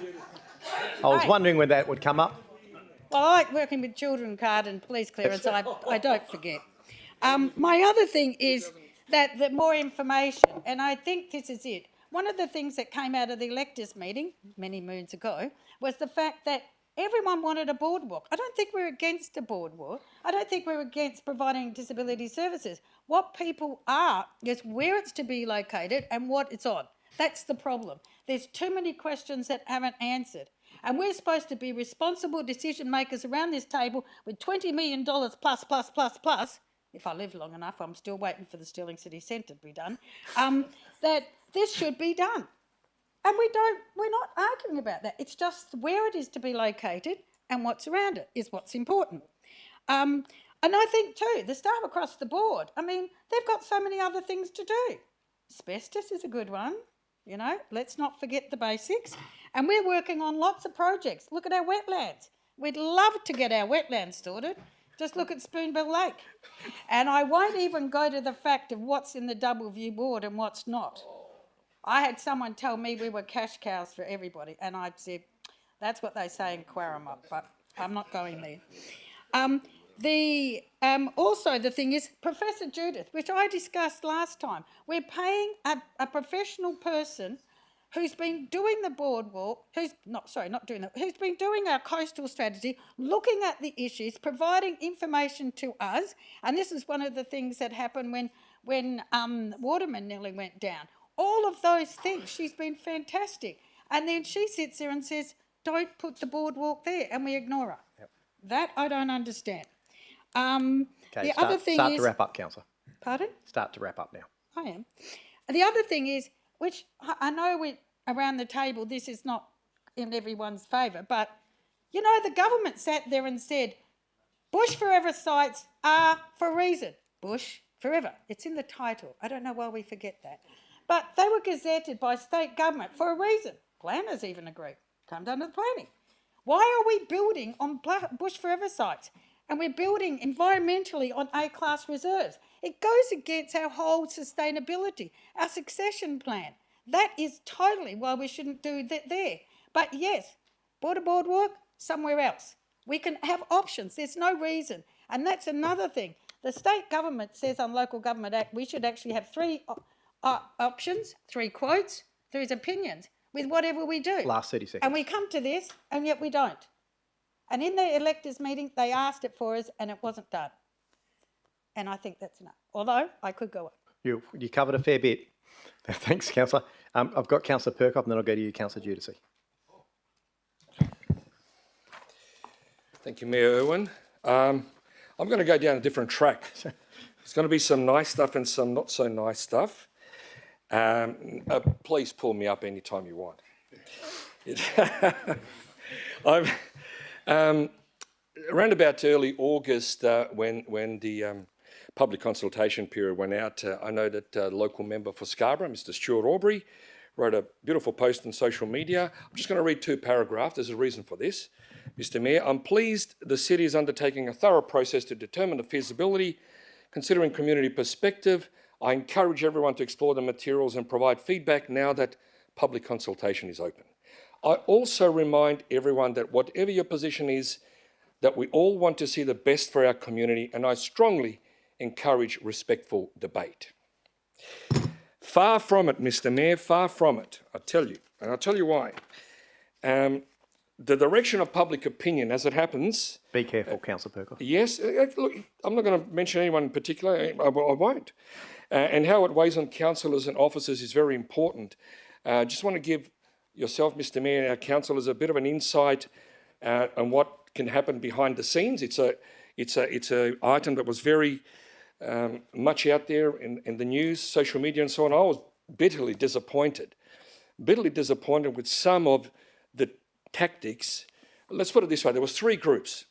There was the, let's say, the pro-boardwalk group, okay. There was the in-between people who didn't know and inquired and they were all respectable and so on. And then there was the anti-boardwalk group, I shall refer to them as the others this evening. I tell you what, in my 8 years, I've never seen some of us be attacked that way in social media to change public opinion the way they look at this. Totally misleading, misdirected. When you play the man and not the ball, it really shows desperation, but that desperation was placed in order to show a narrative. I don't subscribe to that sort of treatment, and neither should anyone else.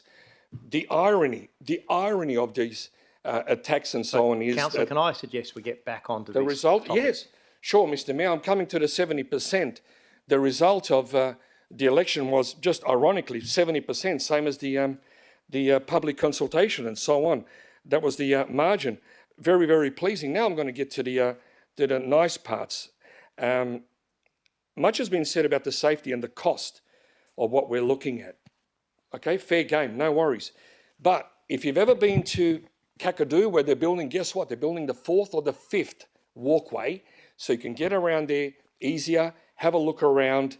Valley of the Giants, Treetop Walk, most people might have been there, maybe not. They would have said, well, look at that steel structure. That's horrendous. But you know what? Gets us closer to the environment, gets us closer to nature. It really gives you the opportunity to appreciate what's there. The coastal boardwalk is going to be magnificent. I tell you, once that is built, no, the things down there will not be disturbed. It's got to be built right. We understand that. Everyone's going to be able to appreciate what is actually there instead of trampling through those sand dunes as they would normally and so on. Mr Mayor, I think there's one thing I regret at this point in time, is that it's actually not longer. I rest my case. Thank you. Councillor Giudice. Thank you, Mr Mayor. I don't know where longer to where, but in any case... That'll be the second part. Look, I was at the Community Resources Committee meeting the other Tuesday, and I expressed, I suppose, my exploration of this item, and indicating that I've walked it and rode it. I've talked to both for and against the motion, and equally some of the parties that attended CRC that night, and actually even this evening, talked about the fact about inclusion. So I just wanted to explore just a question, and then I'll get on to, I suppose, my foreshadowed motion. But through the chair, could I ask, has the widening of the underpass been investigated? And if so, is there an approximate cost for its widening to the same width of the remaining footpath? Thank you. Ms Wollstonecroft. Thank you, Mr Mayor. Sorry, can I just clarify the widening of the underpass or the widening of the bridge over? The bridge over the underpass, yeah. the bridges, Okay. yes. Yeah. Thank you. As far as I'm aware, this may have been considered back a long time ago. I'm not 100% sure. What I do know from the city's engineers is that that would be an incredibly complex and costly process to widen that. You would need to alter the whole makeup of that underpass in order to widen that area. So simply no. Thank you. Yeah, basically no. The other question I've got is the pathway that is currently there, the southern part of the current path from West Coast Highway down to the Scarborough Promenade. What is the gradient of that path? And then what is, I suppose, is that gradient compliant with the Disability Discrimination Act? Thank you. I don't know if we have that. I'll see if Ms Wollstonecroft has any of that. Oh, we do. Mr Murphy, I'll start with you. Yes, Mr. Mayor, I do have an answer because this question's already been asked today. And so the current grading of the path is a 1 in 21 slope. Which is compliant with, or DDA compliant? Mr. Murphy? I don't believe so. Because 1 in 40, yeah, I don't believe it is. Believe the Councillor? advice I got was it was, but in any case, the other question I have is another similar path, the gradient of the path along Clarko Reserve from West Coast Drive down to Trigg Place car park. And what's the gradient of that path? So through you, Mr. Mayor, doing the answer to that as well magically. It is 1 in 24, which is slightly gentler than the path we've just discussed. So we've had these paths like this for a number of years. I would probably suggest that the underpass widening can be done, and not to exorbitant cost, and not certainly exorbitant cost to the extent that we're building a boardwalk. What I'm trying to suggest is that these paths are not problematic for inclusion of parties that need to utilise these paths in that manner. So the paths are relatively gentle, really, in terms of a Disability Discrimination Act compliance. And if they weren't, we would have fixed them, I would have thought. And we've had plenty of time to fix it. That path's been there for many, many years. But in any case, I want to go on to what I do want to foreshadow, which is my alternative motion, if we could bring that up on the screen, if that's possible from governance. What I'm looking for, and it's been mentioned already tonight for some of the parties who are for it, is an informed decision and facts. Talking about facts and informed decisions. Well, I'd like to make an informed decision, and what I am seeing right now is, unfortunately, I only see half the story. I only see the story about Journey B.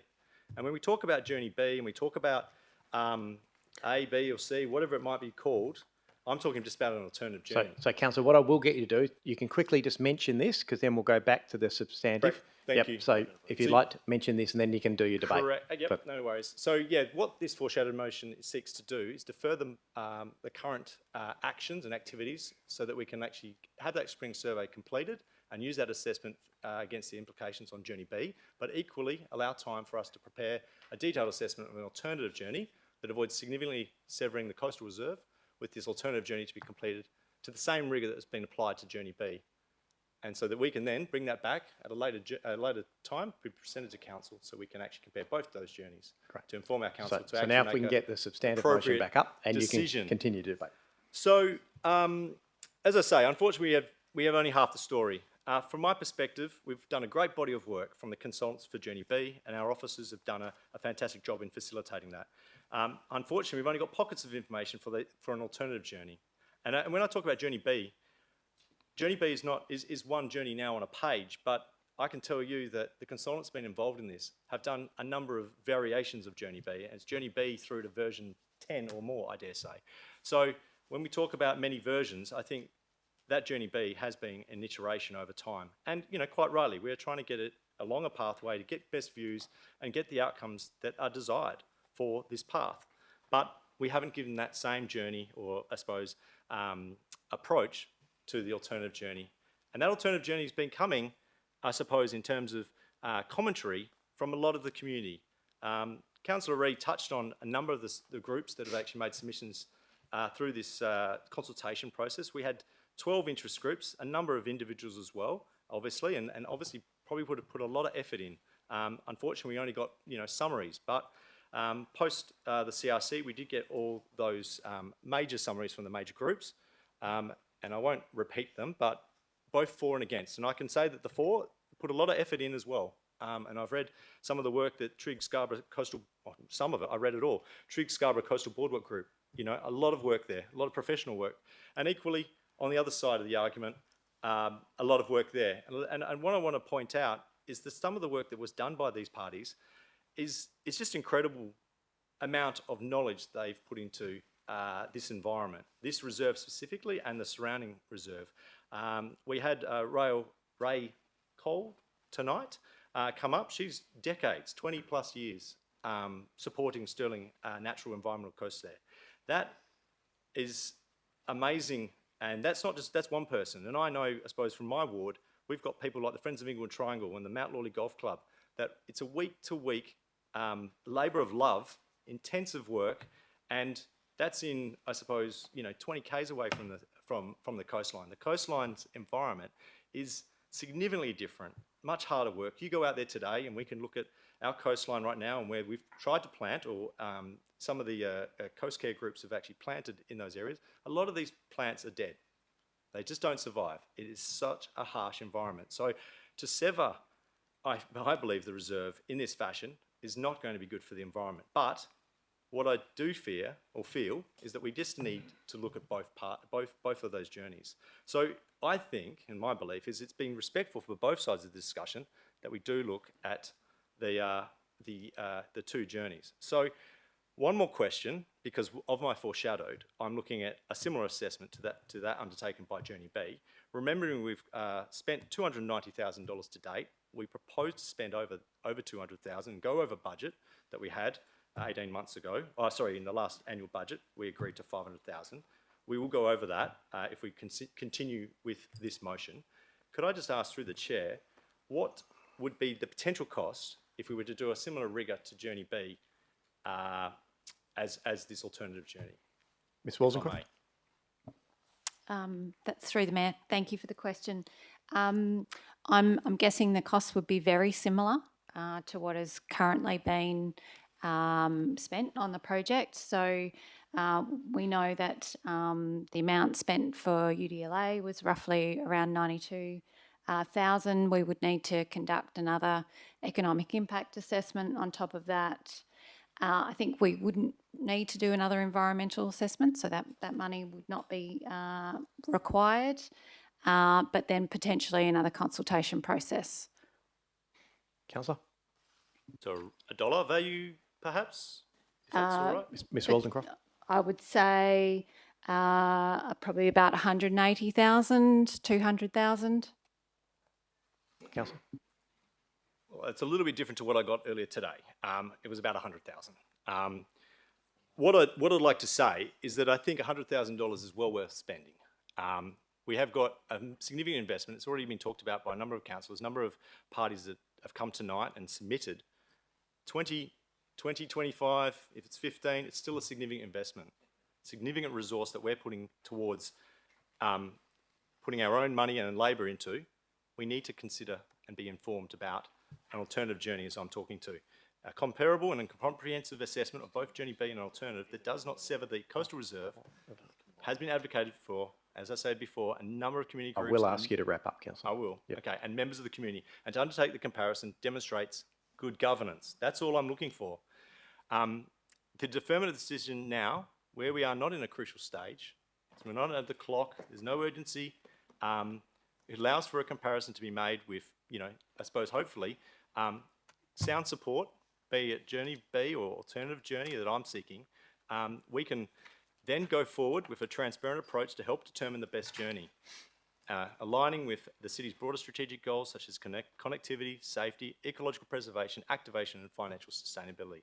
It's the only way I think we should go forward. And therefore, I'm not supporting the current recommendation. Thanks, Councillor. Councillors, do I have any other indication around the table? No other indication. So I'll go to you, Councillor Kristovich, to close debate. Thank you very much, and I'd like to thank everybody for their contribution this evening.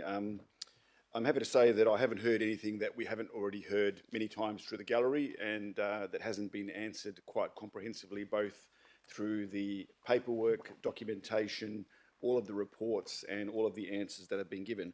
One thing I can say is that Journey B has consistently been the journey of choice from day one up until today. It's been the journey that's been on the table to be looked at. Now, I know Councillor Giudice is advocating an alternative journey.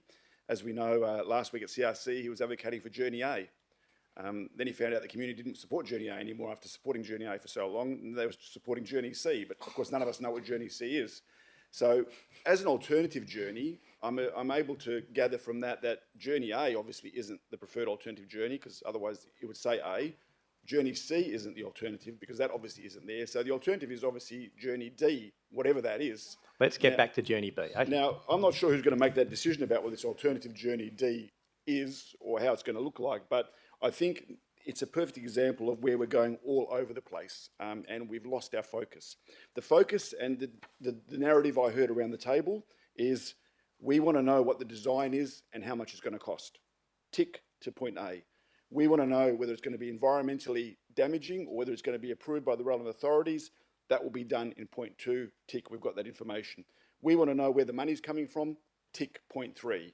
So the answers to all of the questions that people have around this table will be answered by going to the next phase of this process.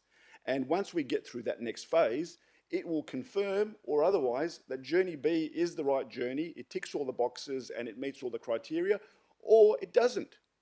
And that, you know, whatever happens after that. So by going through this process, you can then make an informed decision about continuing with the preferred option of Journey B or whatever else might come out of that process, rather than going back to the drawing board and then pulling out of a hat saying, well, okay, what does Journey D look like? You know, who knows? Who would you even ask? I mean, we know we don't like A anymore, we know we don't like C anymore, but we know everybody supports Journey B. So I would ask everyone to do what people around the table and what the community have asked us to do, is to get all of the information so that we can make an informed decision and we can make the right decisions on behalf of the community. Thank you.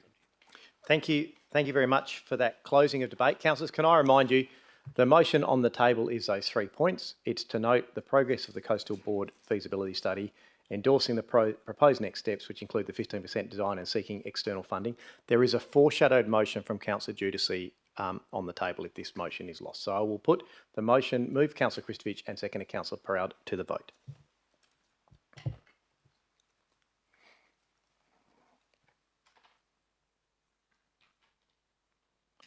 Thank you, councillors, and that motion is carried 8-5.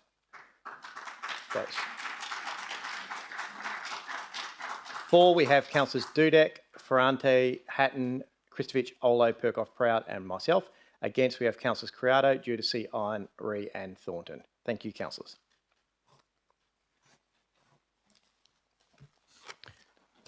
For those members of the gallery here for the boardwalk, that item is obviously done. You are welcome to leave if you all want to. You are also welcome to stay. Councillors, we have been going for 2 hours, so I will also just call just a 2-minute comfort break if anyone needs a quick comfort break. That is for my benefit.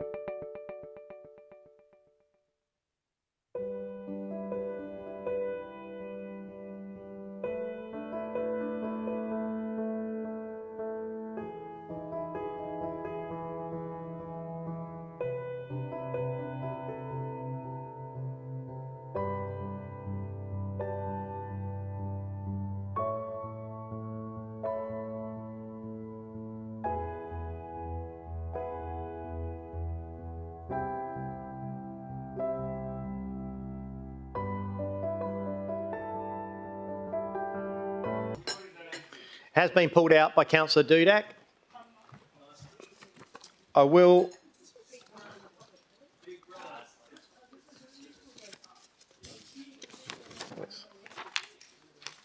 ask you, Councillor Criado, as Chair of the Committee, if you could move the committee recommendation, page 238. Happy to move the committee's recommendation on page 238. Thank you. Councillor Giudice is happy to second that. And is anyone opposed? Councillor Ree?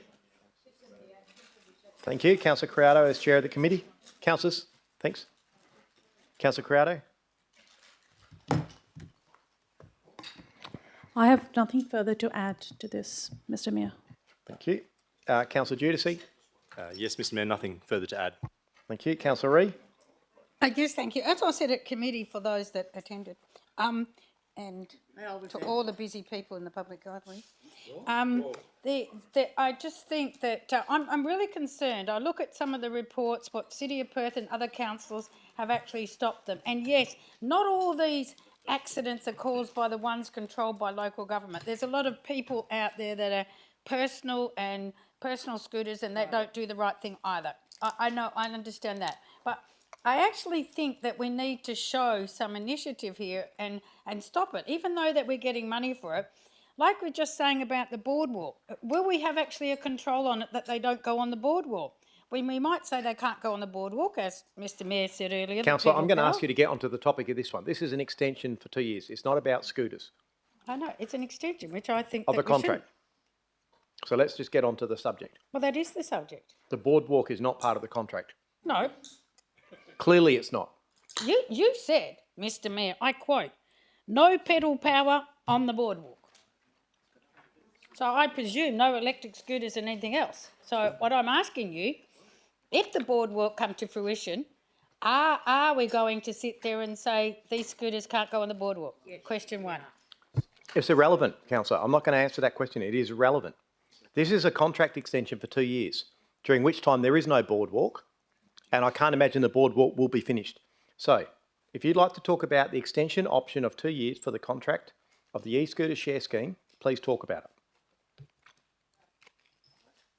I don't believe that, even though you say that we're making money out of it, I don't believe that this is a good option for a safety in that. From all the reports I get from people, especially people with prams, people with walking sticks, wheelchairs, gophers, they are left lying all over the footpath. They've got nowhere to go. They can't go down and pick it up.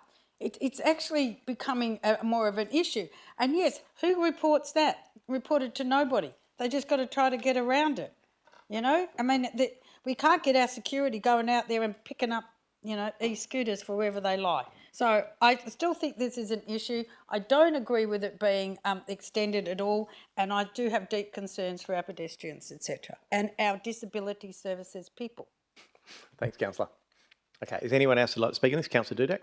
Just very briefly, because I did pull it out, just concerned about the publicly available information that, of the publicity the company got a year or so ago regarding their contracts over East, and that's why I'm not supportive. Thank you. Is there anyone else who'd like to speak on this item? If not, I'll go to you, Councillor Crowder, to close debate. As I said, I had nothing further to add and happy to support the committee's recommendation. Thank you. So that closes debate. I will put that item.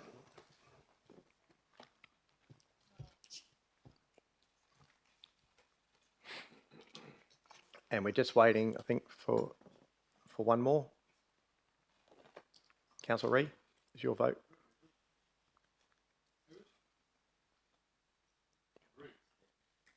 Just gentle count, there it is.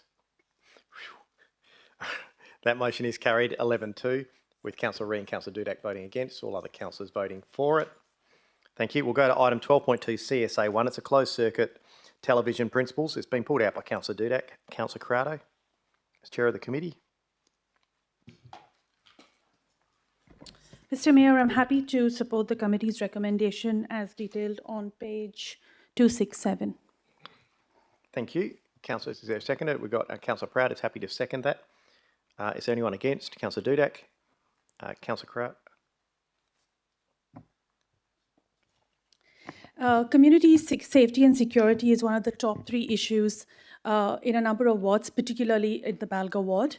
And a number of residents are requesting for CCTV. Actually, they are requesting for CCTV placed on a permanent basis in many, around many parks, in the public access ways, in various areas.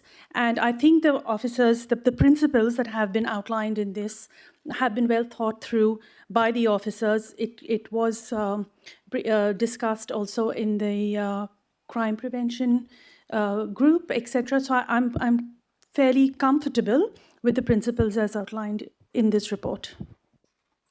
Thank you. Councillor Proud. Thanks, Mr. Mayor. I think this is really important, and I guess it depends on your types of communities. But we have one area where we have a state government election commitment of $80,000, which we will be matching dollar for dollar for the Innaloo precinct. This is really important. It's actually proven with the mobile stands that we've had for 3 months at a time. It's actually had a huge difference on anti-social and crime behaviour with cars and stealing and all the rest of it in those dark little laneways through from one street to the next and up to the shopping centre. That's just one little example. Having said that, I have spoken to Councillor Dudek about his reservations, and they're really quite valid. They're visionary, but I don't take away from them. So anyway, I stand by what we've got in front of us. Thank you. Councillor Dudek. I'll take that. Thank you, Councillor Proud. So I'm not completely opposed to this, and with the acceptance of amendment, I'd be very happy to support these policies. Just so councillors are aware of what I'm talking about, it's worth going to page 275 on your agenda and focusing on the first point of principle number 4 at the top of the page. So firstly, I just want to say thank you to the officers for creating these principles and bringing them before council. I think if used diligently overall, I think these will provide a great framework for balancing community safety while respecting our residents' privacy rights, which this policy correctly identifies as being paramount to retaining the trust of our community. Now, just to quickly dispel any misunderstandings about what I'm trying to do here, this part of the policy has nothing to do with our mobile CCTV cameras. These can still be deployed by our officers wherever the need arises and be deployed very quickly, rightly so. My amendment today will have no impact on this whatsoever and only refers to a small portion of the permanent CCTV that we install. And if we might be able to perhaps get my amendment up on the screen just so councillors are aware of what I'm talking about while I go through. Council endorses the citywide CCTV principles as contained in attachment 1, subject to the removal of the words from the first dot point of principle 4, activity centres, thoroughfares and other high-risk public places, and I'm just concerned that these are perhaps a bit broad for the places we can put CCTV without council approval. So it only refers to a small portion of the permanent CCTV that we install here. By accepting this amendment, it won't mean that permanent CCTV is unable to be placed in activity centres or high-risk places. The issue I have is that by including these areas in the policy and including thoroughfares, it means that CCTV could theoretically be placed on every single street within our neighbourhoods without council approval. Now, I guarantee you that this is not a reality that we want. London's gone down this path decades ago, and we can see from the data there that it has done nothing to make their city safer. But it has left it open to hordes of abuse against innocent civilians going about their private lives, in some cases women getting spied on in their homes and followed throughout the streets by former partners. Now, I'm not worried about our current staff here. I want to stress this. I very much respect them and appreciate the robust principles that we've been presented here. However, when we create policy, we need to ensure that it's future-proof, that it holds strong when we're deep in the abyss of a world post our current staff. Now, just to reiterate my point, by passing this amendment, it doesn't mean that CCTV can't be placed in a thoroughfare. It just means that it will need to be approved by council before permanent CCTV gets placed in a small residential street or park. Now, our policy will still allow us to react quickly to community concern. Our team go out, deploy a mobile CCTV unit, and an item come before council within a few weeks to address the need for permanent CCTV at one of these less common locations while the mobile unit does its job.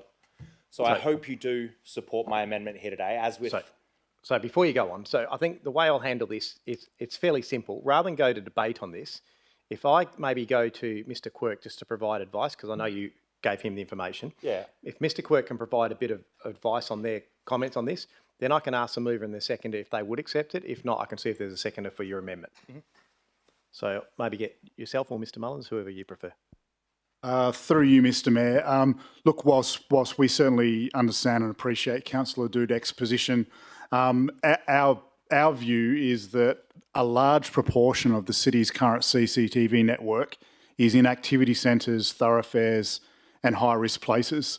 Scarborough Beach Precinct, Mirrabooka Town Centre, when I think of thoroughfares, Astor and Bocott Lanes in Mount Lawley, 157 9th Avenue in Inglewood, high-risk places like Binner Parkland and Nollamara Shopping Centre. So our concern is by taking these key locations out of the principles, it does really call into question, are these locations the appropriate locations for our CCTV network? And we think absolutely, yes, they are appropriate locations. But we do understand the concerns that have been raised previously by Councillor Dudek and to some degree through the Crime Prevention Working Group. So that's why if you look further below that one sub-principle, the three other sub-principles then talk about not just defined locations, but database decision-making, complementary crime prevention strategies, the fact that any CCTV projects do come through the council budget process and any deployment or rollout of CCTV will still come through what is now the Community Safety Working Group. So our view is there are multiple safeguards in place to make sure that our network is only being located in appropriate locations, rather than the only safeguard simply being council approval every single time we want to install CCTV. Thank you for that. I will, before you stand up, Councillor, I'll see if Councillor Criado and Councillor Proud are happy to accept this amendment. Otherwise, we'll test it separately as an amendment. Councillor Criado as mover. Well, let's... But I want to ask a question first. Well, let's go to the mover first. I'll see if the mover, because if the mover doesn't accept it, then it will go to amendment anyway. Just a yes or no? No, I don't Okay, support that's it. all we need. Thank you. So it's still it's Councillor Dudek's debate. He has moved an amendment. Is there a seconder for his amendment? Councillor Ree is happy to accept that. Councillors, are you happy for me to put this to a vote? Are you clear on what we're deciding? Just the amendment? We'll talk on the amendment. To clarify a few things, to talk on the amendment, but also to Sure, clarify I'll let you clarify. Yeah. So, thank you, I appreciate that. If I might just ask through the Mayor to Director Quirk, and I will stress that I'm not concerned about your own judgment here, and I think the principles are very robust. I struggle to think of a location which would require council approval under this current policy that's not included within thoroughfares, activity centres or other high-risk places. Perhaps you can name one that would need to come before council under this current Principle 4. Thank you. Mr. Quirk? Through you, Mr. Mayor, no, that's the exact point. So our view is that we will, through the CCTV Equipment Fund, seek funding in the budget.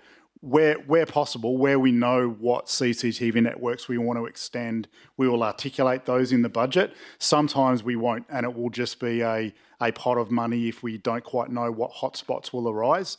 That's where all of these other principles, we're confident, hopefully give council the confidence that wherever we do deploy, we have to adhere to all of those principles. So that does ensure that we are protecting privacy, that we're putting in appropriate locations, that they are data-driven decisions. So the whole point of the principles is to give council a level of comfort so that we don't need to bring every CCTV project to council for decision-making. So I guess that is the heart of my concern here. And again, I stress it's not yourself that I'm concerned with in making these decisions, but we do need to future-proof this for future councils, future staff, and as we've just heard, this policy does allow us to put CCTV on every single street within the City of Stirling without council approval. And that is concerning. While the guidelines will guide where we put them, we can't be guaranteed of that for every single future director, future staff member. We have in place who's making this decision. So I hope you do support my amendment here today, as with these solid guiding principles that our administration has put forward and this small amount of added council oversight for very few amounts of CCTV that we need to put out, we will have a world-leading policy and be a shining example of a council that not only respects individual and families' right to privacy, but can also respond to community safety concerns in a timely and robust way. So thank you. Thank you. You've got to congratulate Councillor Dudak for his considered debate there. That was well prepared. That's very good. Councillors, I don't know if we need to debate this, but I'm happy if you want to get clarification before. This is just the amendment part of it. Yeah, so we'll go to you, Councillor Pratt. Have you got a question? Well, I understand Councillor Dudak's talk, and he's talking in a visionary level, a government with bad intentions in the future. The question. So perhaps what might be appropriate in the original that Councillor Criado and I have supported, mentioning at-risk places, because that's the only place. Let's not try to change it anymore. I think it's very clear in Councillor Dudak's debate. If you've got a question for Mr Mullins, we can put a question in. No, I had a question for Director Quirk, that in the original motion that we put in at-risk activity centres, thoroughfares, and we've already got high-risk public places. If you covered it off that way, that would cover Councillor Dudak. Mr Quirk, do you understand the question? Mr Mullins? I don't think we can do that, Councillor Pratt. It's subjective. So I'll go.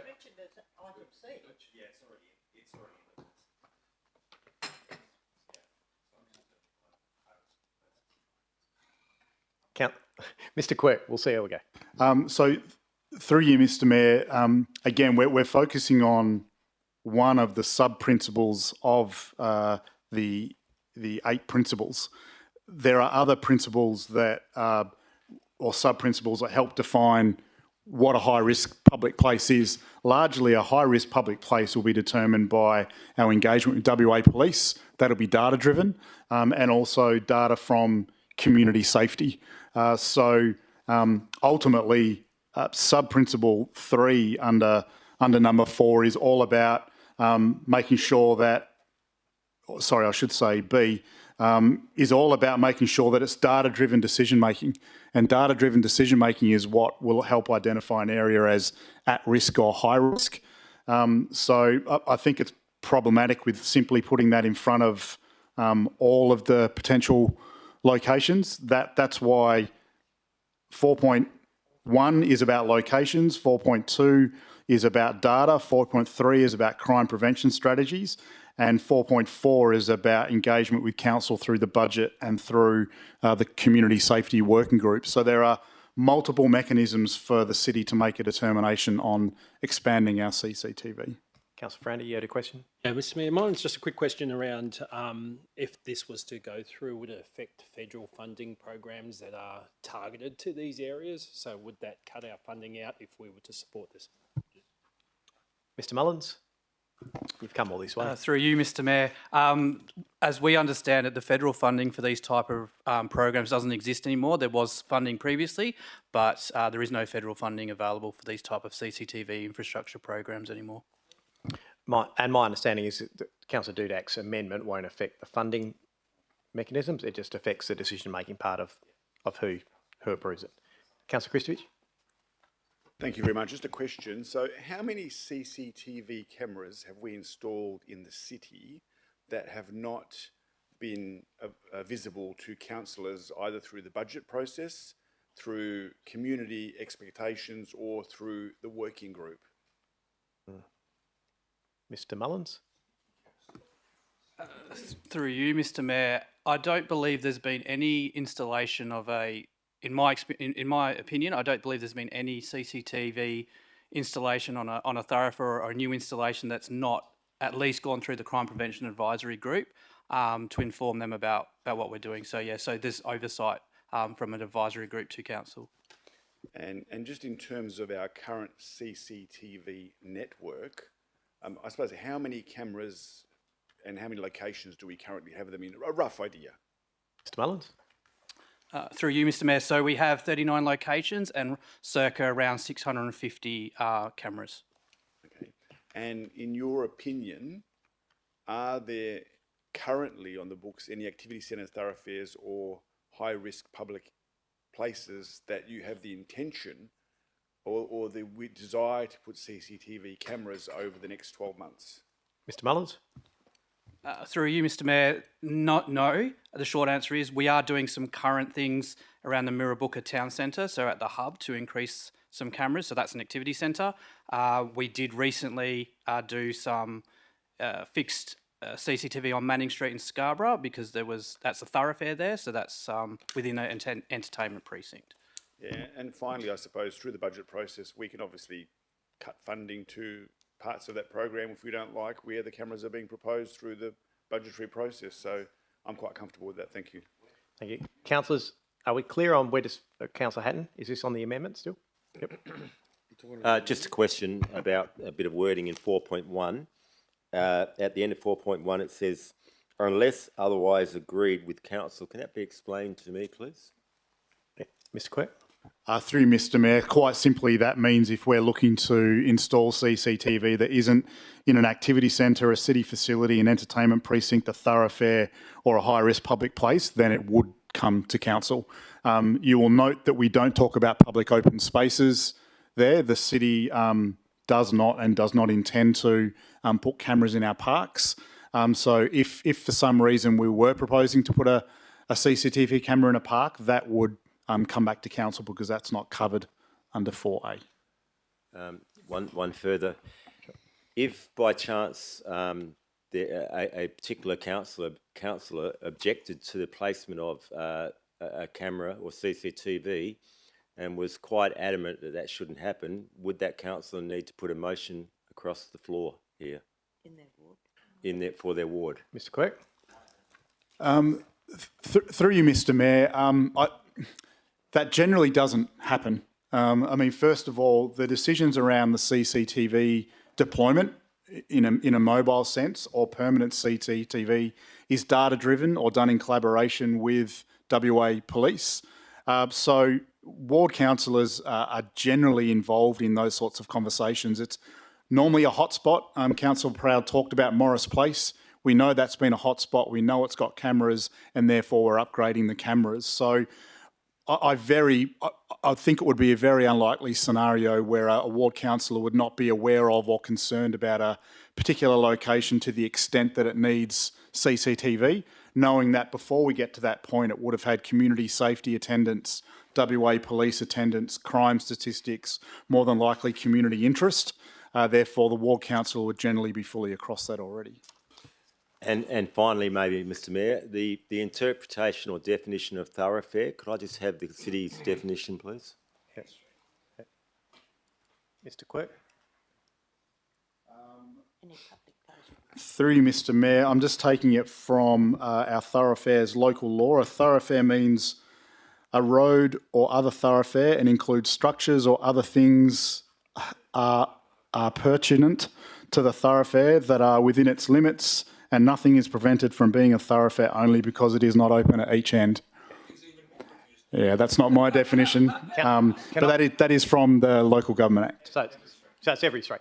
Councillor, can I bring you back to what we're doing here? This seems to be very protracted on what is quite a simple amendment that you probably already know whether you want. So, I've got a question. Is it regarding these 3 points? I reckon it is. Councillor Perkov. Mr Mayor, thank you so much. The word park tweaked my interest because of a particular type of park. Dog park. Dog park. It's an activity centre. Dog park, very important. It's come up, I think, previous. No, things happen. Okay. This is ranger type of. Mr Quirk, dog parks. Through you, Mr Mayor, we would not contemplate putting, certainly not permanent CTV in dog parks. Maybe mobile unit deployment, but I can't imagine a scenario where we would. I think let's be clear. I think all council is very supportive of the CCTV programs that we have in place. Most of them are actually driven by yourselves. Councillor Dudak is simply asking for the removal of these 3 to have council oversight on their placement I think it's clear what we're voting on. So we're not voting on the CCTV principle now. If you support, move Councillor Dudak and second to Councillor, if you support removing activity centres, thoroughfares and high-risk public places from the principles so that you have oversight as a council on when these go in here, as opposed to what is proposed in the principles, which is, if it was in your ward, for example, you would probably still be notified of it, but you don't have the carriage on the decision of whether it goes in. Does that clear to you?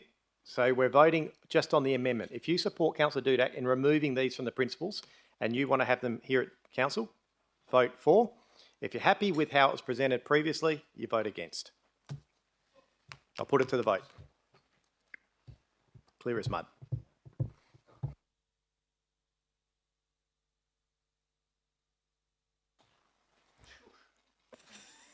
I think we've got one more. We've got Councillor Ferrante.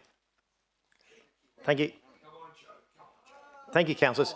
The amendment is lost. The substantive motion that came from committee.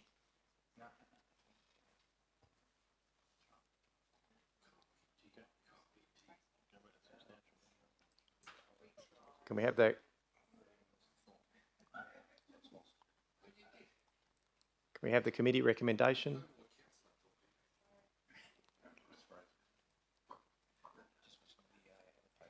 All right, so the committee recommendation moved Councillor Criado, seconded Councillor Proud, that the city endorses the citywide closed circuit TV. I will now put that to the vote. I think we've had enough discussion on this.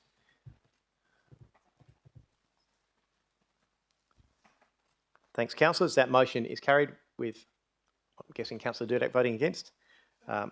Thank you, everyone. We will now go on to the environmental sustainability policy. That's been pulled out by Councillor Dudak, 12.2 P1, page 277. Councillor Criado. Mr. Mayor, happy to support the committee recommendation as stated on page 277. Thank you. Is there a seconder for that motion? Adopting the environmental. Thank you, Councillor Giudice. Councillor Dudak, you're opposed? Yeah, just to potentially move a procedural. But. Thank you. So we'll go to you, Councillor Criado. Would you like to speak on it?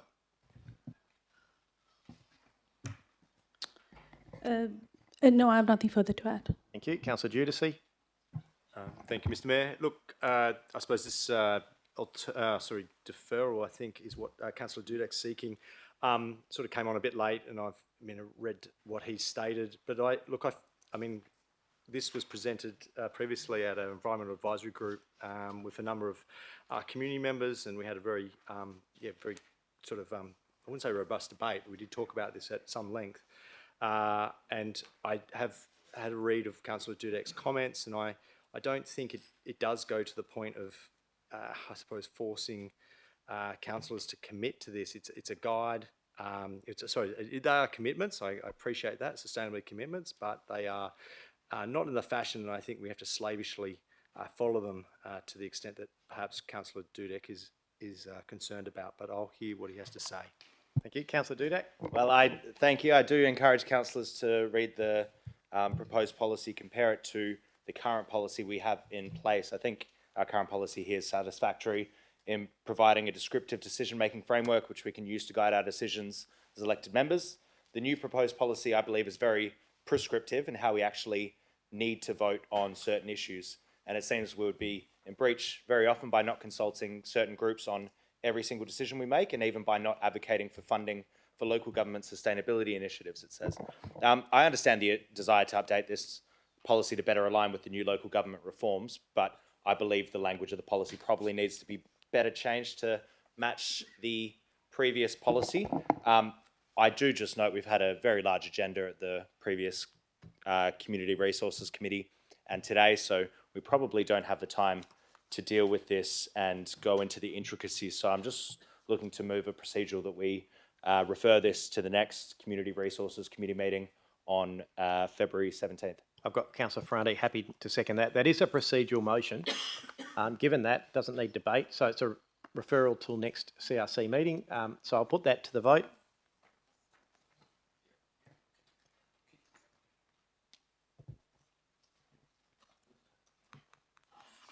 Thanks, councillors. That is carried.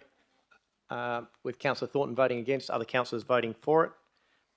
Thank you. That is deferred until the next CRC meeting. We'll now go on to 12.2 RL2, the future planning of Stirling Leisure Innaloo Community Centre. Councillor Rees pulled that out. Councillor Criado as chair. Happy to support the committee's recommendation on page 298. Is there a seconder? Councillor Ree, are you happy to second?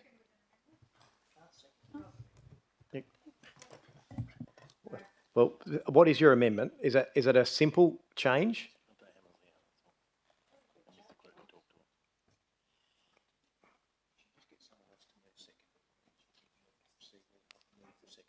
Okay, Councillor Proud is happy to second. Councillor Ree is opposed.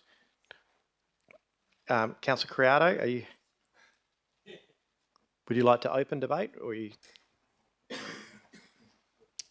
This item was discussed and I think supported by Councillor Ree at CRC, so I'm a little bit confused. Anyway, I do not have anything further to add to this.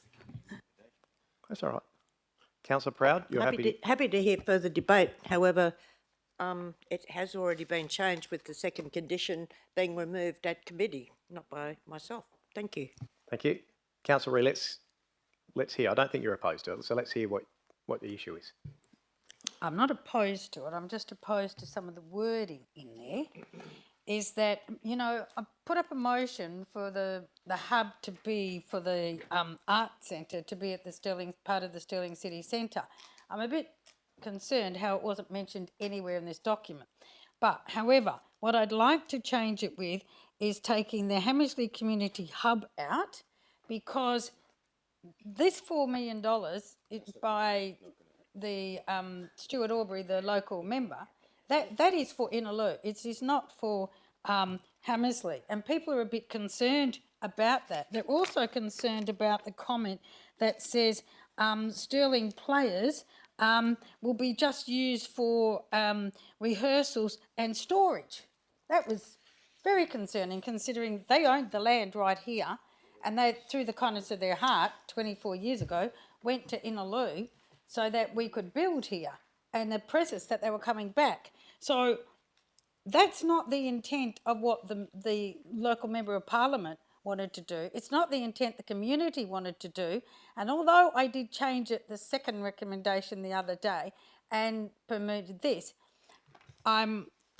discussions that with the CEO and maybe Mr. Quirk would like to wordsmith it to change it. So here's an offer to change it. So I think it's important to note, for those councillors who are getting a little confused about all the different machinations, there are several pots of funding that are related to this item. So Councillor Ree is concerned about the future of, and I'm sure Councillor Pratt is as well, of the Performing Arts Centre, or the Stirling Players, which is an older building at Morris Place Shopping Centre. There is funding from Stuart Aubrey for $4 million for the Innaloo Sports Complex further down the road.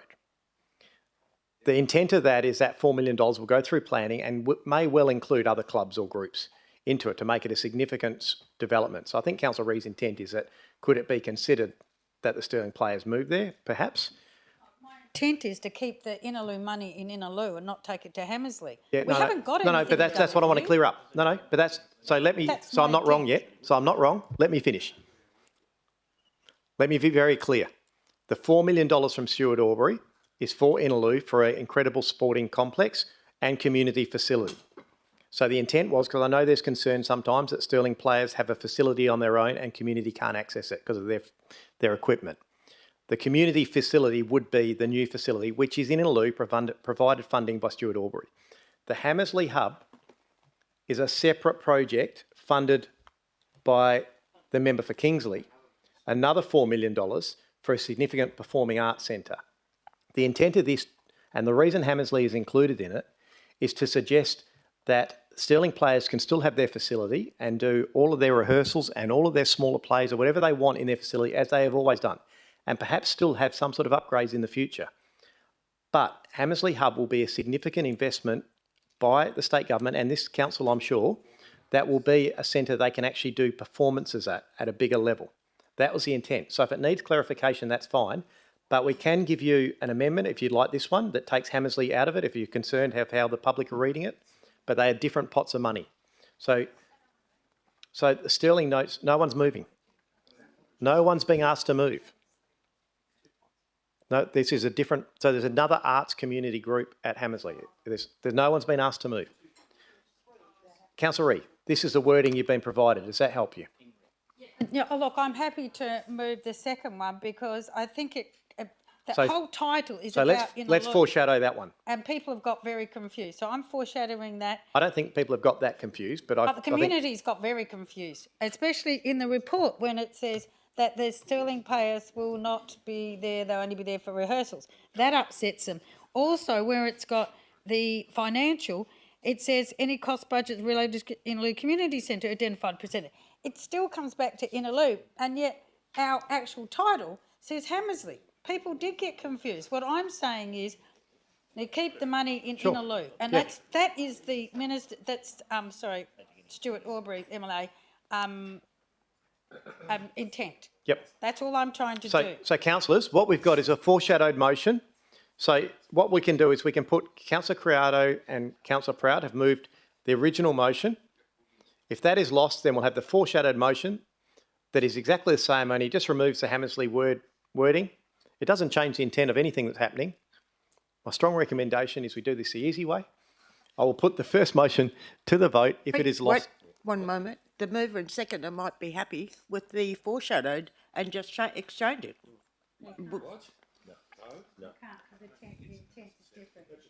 No, I think let's No, just it's do it not. this The way. We've intent already. is exactly the same. I could make an amendment because he said the intent. Yeah. Okay. Yeah. Yeah. Councillors, I'll put the first one to the vote.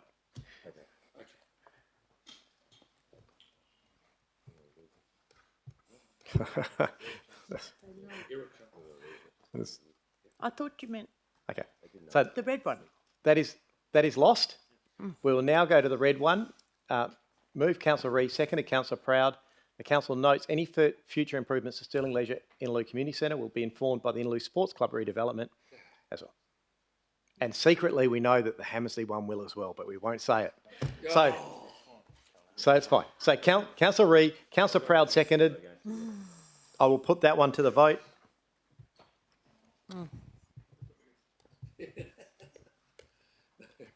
I'm just waiting for two more councillors, Councillor Iron and Ferranti. What? Who is it? I've only got, There's one missing. I've got Councillor.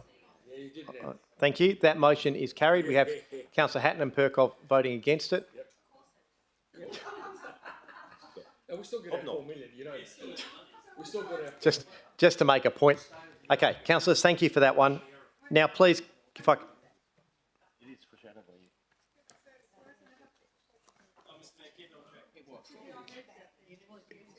Okay, through the chair, thanks, councillors. Councillor Reid, concentrate, and let's go to 12.2 CD1, innovate. Excuse me, you two, please. 12.2 CD1, Innovate Reconciliation Action Plan, 2026 to 2028. Councillor Criado, as chair of the committee. I would like to recommend the committee's recommendation as stated on page 309. Thank you. Is there a second for that? Councillor Kristovich. Councillor Ree, are you opposed? Thank you. Councillor Criado. Councillor Criado. The officers have spent a significant amount of time and presented this to us, which we have had time to consider, and Mr. Mayor also spoke briefly about it at committee.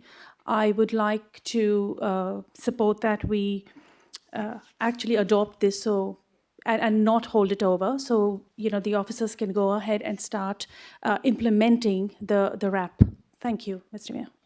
Thank you. And we have Councillor Kristovich, who is seconded. Thank you very much, Mr. Mayor. Look, I haven't heard any good reasons why this shouldn't be supported at this point in time. It's as we've said, we've done a lot of work in this space. It's something that the organisation prides itself on in terms of this document, but also the engagement and the plan and the activities behind it. And so I just think, there's no reason to hold it over at this point in time. Thank you. Councillor Ree. Yes, thank you. Yes, I do agree. There's been a lot of activity in this space. Lots of people interested and interviewed, although not too many around Inaloo. But anyway, we have. One of the reasons I want to hold it over is exactly what Councillor Dudek said originally.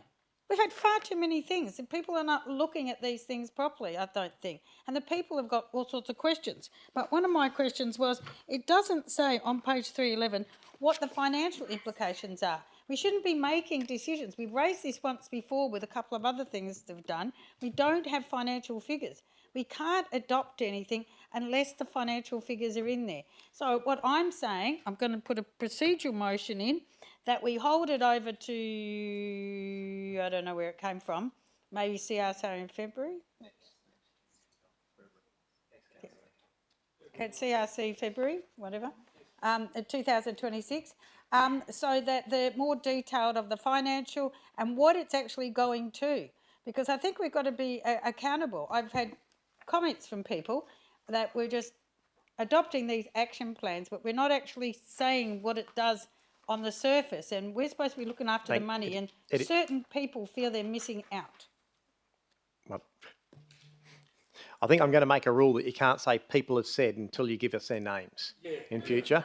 Can I ask? As long as that goes both ways. Yeah, no problem at all. Is there a seconder for the procedural motion to hold it over to another council meeting? No, councillors. Councillor Dudek is happy to second that. It is a procedural to hold it over. It's up to council. I'll put that procedural motion.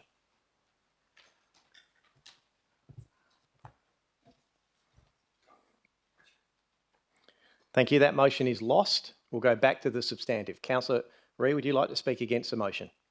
I've already said my comments from me to you, I've said. So therefore, I still stay with what I said, that we need to be more accountable and more transparent, and the Inaloo people are missing out. And I'm sure they could all put up their hands and come to your door, if choose.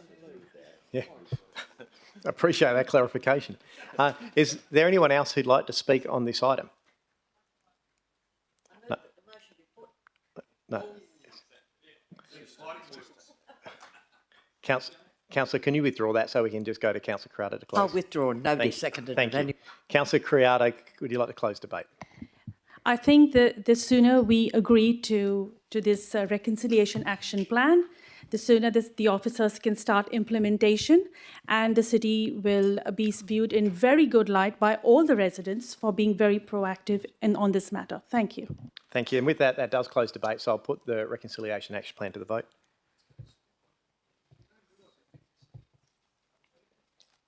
Thank you. That motion is carried with Councillor Ree voting against it. All other councillors, Camel, what did I just call you all? Voting councillors voting for it. Councillors, I did make a couple of quick comments, and I know the members in the gallery have waited to see this item. I do want to just quickly add it with your indulgence, and not only thank from Mick down, Chris Brereton's also here, and Sarah and the rest of the team, and Preston's here to watch it. And obviously we had Miss Littlelow come from Balga as well to talk about it this evening. I think the significant part of the process of reconciliation in performing these plans isn't just a decision-making or endorsement of council. It's a process to get here. And many of you have been along on the journey for many, many years. Councillor Ree is right. There should be transparency over this. And it's exactly the reason there is a reconciliation action plan. It clearly consults with community broadly, and I think we've got better, and the team's got much better at that, engaging more widely with the community, engaging more widely with yourselves as councillors. And then it articulates what we have done and what we plan to do into a well-conceived plan that tells all of the community exactly what our intentions are and where we stand on reconciliation. I mentioned at committee some of the significant things that I'm really proud of just in the last month that I know many of you are proud of as well, and it's the fact that we talk about this council not being a tick-the-box council.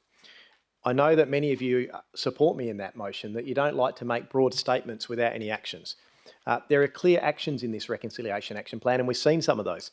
The wonderful council photo you had in that new yarning circle out the front that involved Aboriginal artists and Aboriginal community through our reconciliation action working group. The project we were lucky enough to open just a few weeks ago at Mirrabooka, the beautiful Mirrabooka Town Centre, that had Cardan, the Aboriginal group that actually did the construction on that. And during that construction had wonderful stories about employing a couple of young local Aboriginal lads who are now still working them on a East Perth project. And in fact, it was a pleasure of mine, just by coincidence, that just before that on the Thursday, I was at the West Australian the Year Awards and watched Frank, the owner of that company, receive a young award for West Australian of the Year. And I think that's a pretty impressive endorsement of the work they are doing in this space. There are many other things we've done, and I just want to congratulate the team. I know it's not always an easy space, but I think tonight, hopefully, you can go away knowing that your work is well done and obviously well supported by council. So thank you for staying along and supporting it this evening.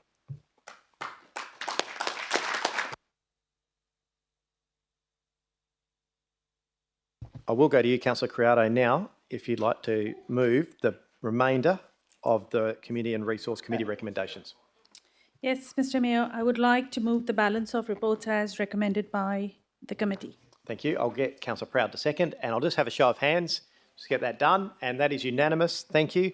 Members of the gallery and those watching at home, please note that the remainder of all of those Community and Resource Committee items have been adopted by exception resolution now, and we'll go on to item 13. And we'll start with 13.1. As I have a financial disclosure for 13.1, I'll ask Deputy Mayor Carlo Perkoff to come up and take the chair for this item.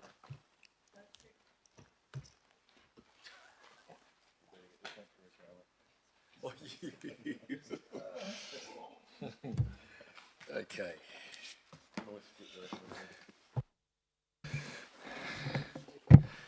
Thank you, councillors. We'll just wait for the mayor to exit. If I can get that in front of me, please. Just a point of clarification. Yes, Councillor Dudek. Will the CEO need to leave the room for this as well, or is that fine? He is special.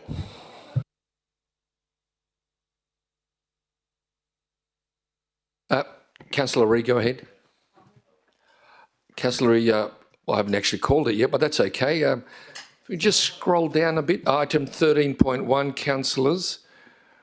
Do I, Berkeley Changemaker Program attendance, do I have a mover? Councillor Ree, seconded Councillor Kosticevich. Is anyone against? Any questions, please? Anyone? There being none, I'll put that straight to the vote, councillors. A show of hands, please. Those against? Councillor Proud, hands down. That is unanimous, councillors. Thank you very much. That's carried. I shall now vacate the chair.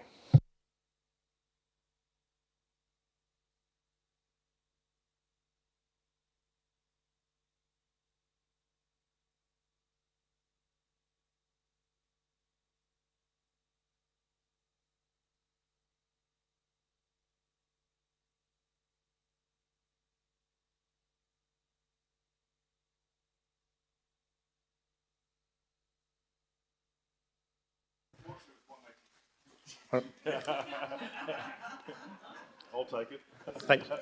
Thanks, Councillor. I did. Don't worry. I did note to the CEO today. I was very impressed that he managed to put myself and him separately because he didn't have any confidence I'd get up. So we'll go on to item 13.2. That's the International Conference Request AI for Global Summit on page 812. Noticing Councillor Ferrandi has left the chamber. Councillor Olo has moved. Councillor Ree has seconded. Is there anyone opposed to this one? In that case, I will put that one to the vote. I'll just show of hands, councillors. That is unanimous. Thank you. Can we get Councillor Ferranti back in?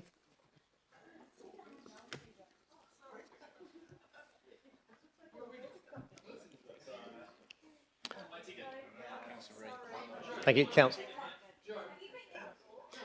Councillors, we'll move on to item 13.3, noting that Councillor Ree has left the chamber.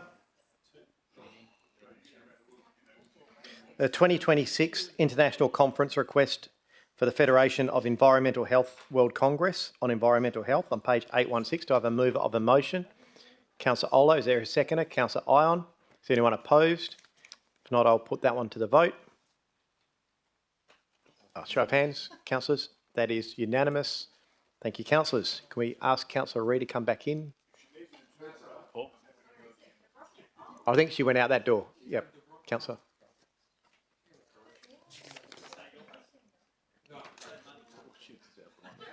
Thank you. Thanks, councillors. I do think it's worth noting, I was saying to Councillor Ferranti at the last meeting, there was, it is interesting, the things that are picked up at significant conferences like that do come back, and I notice it was even at committee, I think, when we were talking about the AI policy, that Councillor Ferranti brought up some information on deep fakes that has now been taken on by the team. So it's, yeah, it is important to share knowledge. And on that, I would have a request, and that is, it's not a formal request, but I think quite often we talk about the reports. I actually think with these significant conferences, a good way to share may be that with our half-Saturday budget workshops that come up early in the next year, if I could request, if the timing's right, that the councillors who attend these, including myself, maybe do a half-hour presentation, actually a verbal. I actually think it's almost easier than the written one, but I think it would be a lot more productive and provide an opportunity to share information, because I know councillors are genuinely interested in that information. I'll go on to item 13. Yeah, Joe, Councillor Ferranti can do 15 minutes. All right. Item 13, reports for consideration with clause 4.24 of the Meeting Procedures Local Law. I've done those. I've just turned back a page. Item 14. Notice of motions for consideration. We have 14.1, Councillor Reid, page 820. Yes, please. I'd like to stay with my original motion that the city introduces additional categories of youth, senior, general participants as part of the City of Stirling Future Plan, City of Stirling Awards. Participants as, that's not right, the city additional category, youth, senior and general participants should be residents. I don't know what happened to that one. Residents as part of the city future. Could you just change that, please? I don't know why it ended up participants. I don't think the word is participants. What I was saying was that, like I did for the music awards, that we've got, although they've got in there about different categories, etc., local vision awards, blah, blah. What I'm saying is that we need to have awards for the City of Stirling residents. I know, it's clear. It's clear what you want. So, yeah. What's the what was the suggested alt rec? Just haven't got it in front of me. The alt rec was that the report presented at community and resource meeting to be held at 28 provide information recommendation on enhancement and additional award categories. I don't really need enhancements. It's just adding the city. If they come back when they write the report and others, then no, it's clear what you want. So if we go back to Councillor Reid's motion, so you want to stick with the original one. I would only caution, and it's not to enter debate with you, Councillor Reid, but when officers do a recommendation, it's for the very reason that right now, what you just talked about, there's no cost implications or understanding of what this means or if it can be implemented. Whereas the program isn't for another whole year anyway. So if officers are saying they'll bring back a report explaining how this can be done and what the implications are, wouldn't that be a smarter way for us all to go rather than just introducing additional categories without us understanding what the implications are? We could, I've actually talked to the staff about how much more it would cost, but I don't know why it wasn't in the report. The only thing it would Whoa. That's not the case. Oh, I did. I asked them. They haven't done the report. Anyway, look, Councillor, all I'm asking, Councillor, is would you consider... All I'm saying is maybe add to the bottom of that then, that a report presented to the Community Resource Meeting to be held 28th of April to provide information, recommendation on enhancement, additional award categories such as, and then put the youth, senior and general residents there for the 2027 Art Awards, because it's actually 2 years away. Yeah, and that's fine. But I think I'm happy to change it to that. I'm just trying to get you what you want, but I do think it's... I think have Council a list makes... if you want. Yep, but I do think Council makes better decisions with more information as been offered by. Right, so you're happy with that now? It's your motion? Yeah. Yep, good. Is there a second for that motion? That's fine. Councillor Olo, and just a show of hands. For and against. Thank you. That is everyone except Councillor Kristovich. The motion is carried. Thank you. We'll go on to 14.2, another one, Councillor Reid. We did actually discuss this. And Just your motion. I'm a bit confused. So I'm going with my original, and if you want to know the alternative was, since you haven't got it with all our IT stuff, the report be presented to Community and Resource Meeting to provide information and advocacy opportunities relating to Learn to Swim programs for children within the city. Yep. That's not the intent. The intent was we discussed it, that it's an issue with state government, not us. Yeah, sure. So your intent's clear. Let me get Mr. Quirk just to clarify why they put the other one up, and then you can decide. Mr. Quirk, can you explain? Yep. So through you, Mr. Mayor, we don't disagree with Councillor Ree's initial notice of motion, but since this was put forward, the Manager of Recreation and Leisure Services is actually engaged with Royal Lifesaving WA, and they're pretty keen to work with us on a range of different advocacy activities and opportunities, part of which we'll be writing to the Minister. So we just thought it'd be worthwhile us doing a little bit more work with Royal Life. Then we'll have some more substance. We'll also have Royal Life on board as a partner around this advocacy, and then we can indeed write to the Minister. And through you, we actually have, well, I presume we do have a relationship with them already. So I don't see where there would be a problem now. But the point is, we were trying to get it out there now so that, because the swimming lessons are coming up. So it's a push for, and Minister Beasley said that not enough councillors, not enough people had come to her to make a comment about the swimming lessons, and then people went ballistic on Facebook. So that's why I thought it's in our So let me help you out. Can we have, just put these two together? Yeah. So both happen, well, because then we can get on, we can write a letter. We're happy to write a letter. I would actually ask you that we change it to from the CEO to the Mayor. I just think when we're writing letters to ministers, it's better coming from council as an elected body. Oh, didn't hear that. And I'm happy to do that for you, Councillor Ree. And that a report be presented on future advocacy. So I think we can cover both of them. I don't think there's any issue with that. Is there someone to second that? Councillor Criado? Anyone opposed? If not, I'll put that to the vote. Show of hands. There you go. It's unanimous. And 14.3, you've been busy, haven't you, Councillor Ree? 828. This one is with regard to, which I have raised several times, that a report be presented to the Planning and Development Committee, although I'm not quite sure where it has to go to that one, but to be held 10th of March 2026. I don't see, it says in here 10th of March 2026, but that said 3rd of February. Not quite sure. I'm quite open to either one. I don't know if Mrs. Shears has a preference. In the minutes it says 10. Sure. So this will be. So my suggestion is probably the report give us as much time as possible, given that there's, for the same reason, this is a really big agenda. The first one of the year is going to be. The reason it comes to planning and development isn't under Ms. Shears. It's because Ms. Hawkins would be delivering it as part of the property portfolio. Well, that's the only difference between the alternative recommendation and mine is the date. Yeah, and that was for that reason, just to allow a bit more time. That was So you're fine. happy with that? I could have changed that at the time. Well, you've just done it. It's your motion, No, so I that's mean- fine.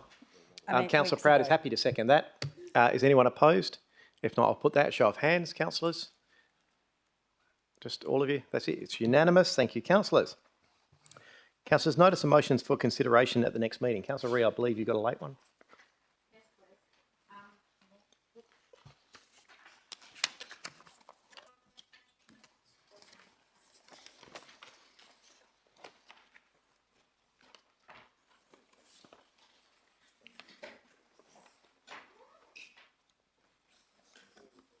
Just read it out.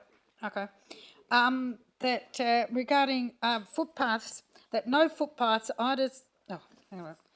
There will be no footpaths either side of the road in cul-de-sacs, namely 1.1 Dunrussell Place in Wembley Downs, 1.2 Gordon Court in Churchlands.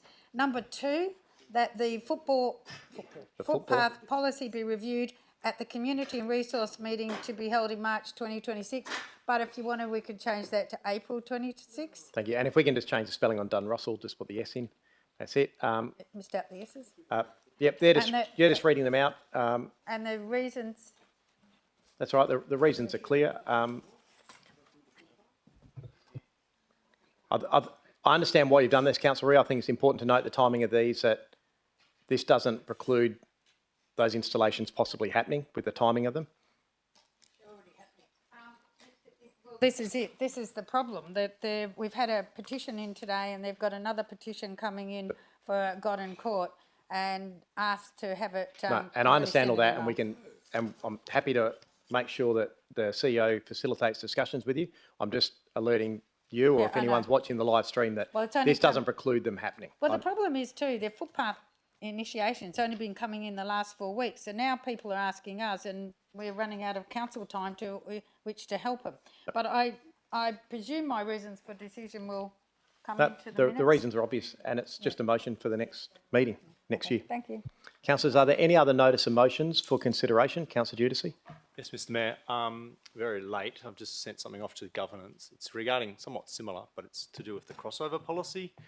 That was subject to a petition. Yeah, there it is. That a review of the city's crossover policy, as sought by petition holders living in the fair suburbs of Dianella, be undertaken, and to see a report be presented to Planning and Development Committee meeting within the next 6 months. Can I respectfully ask, this has come to council before at different times. It ends up being quite a robust discussion, and it may be that, can I suggest respectfully, a workshop, and that it may include both of those. Yeah, possibly, Mr Mayor. I suppose I only ask, that petition came probably about 3 to 4 weeks ago, and I just got advice today that it was going to be done within the next 12 months. I'm just seeking for it to be done within the first half of next year. Sure. And I think we can probably even leave that, but I think if the intent for both those, and the reason I say it is they're robust discussions around those sort of policies, and I would suggest that maybe early in the next 6 months that both of those be discussed before the reports come, so that, yeah, and the CEO will take that on board. Councillors, are there any other indications? Okay, if not, I'll go to item 16, questions by members of which due notice has been given. I have nil. 17, new business of an urgent nature. I have nil. 18, matters behind closed doors. I have none. That takes us to item 19, closure of the meeting. So I will declare the meeting closed at 9:47 p.m. That is the last meeting of the year. So thank you all for your attendance. Thank you for your considered debate tonight. And thank you to our wonderful officers for spending the night with us once again. Have a very Merry Christmas, although I'm sure we are all going to see each other before then.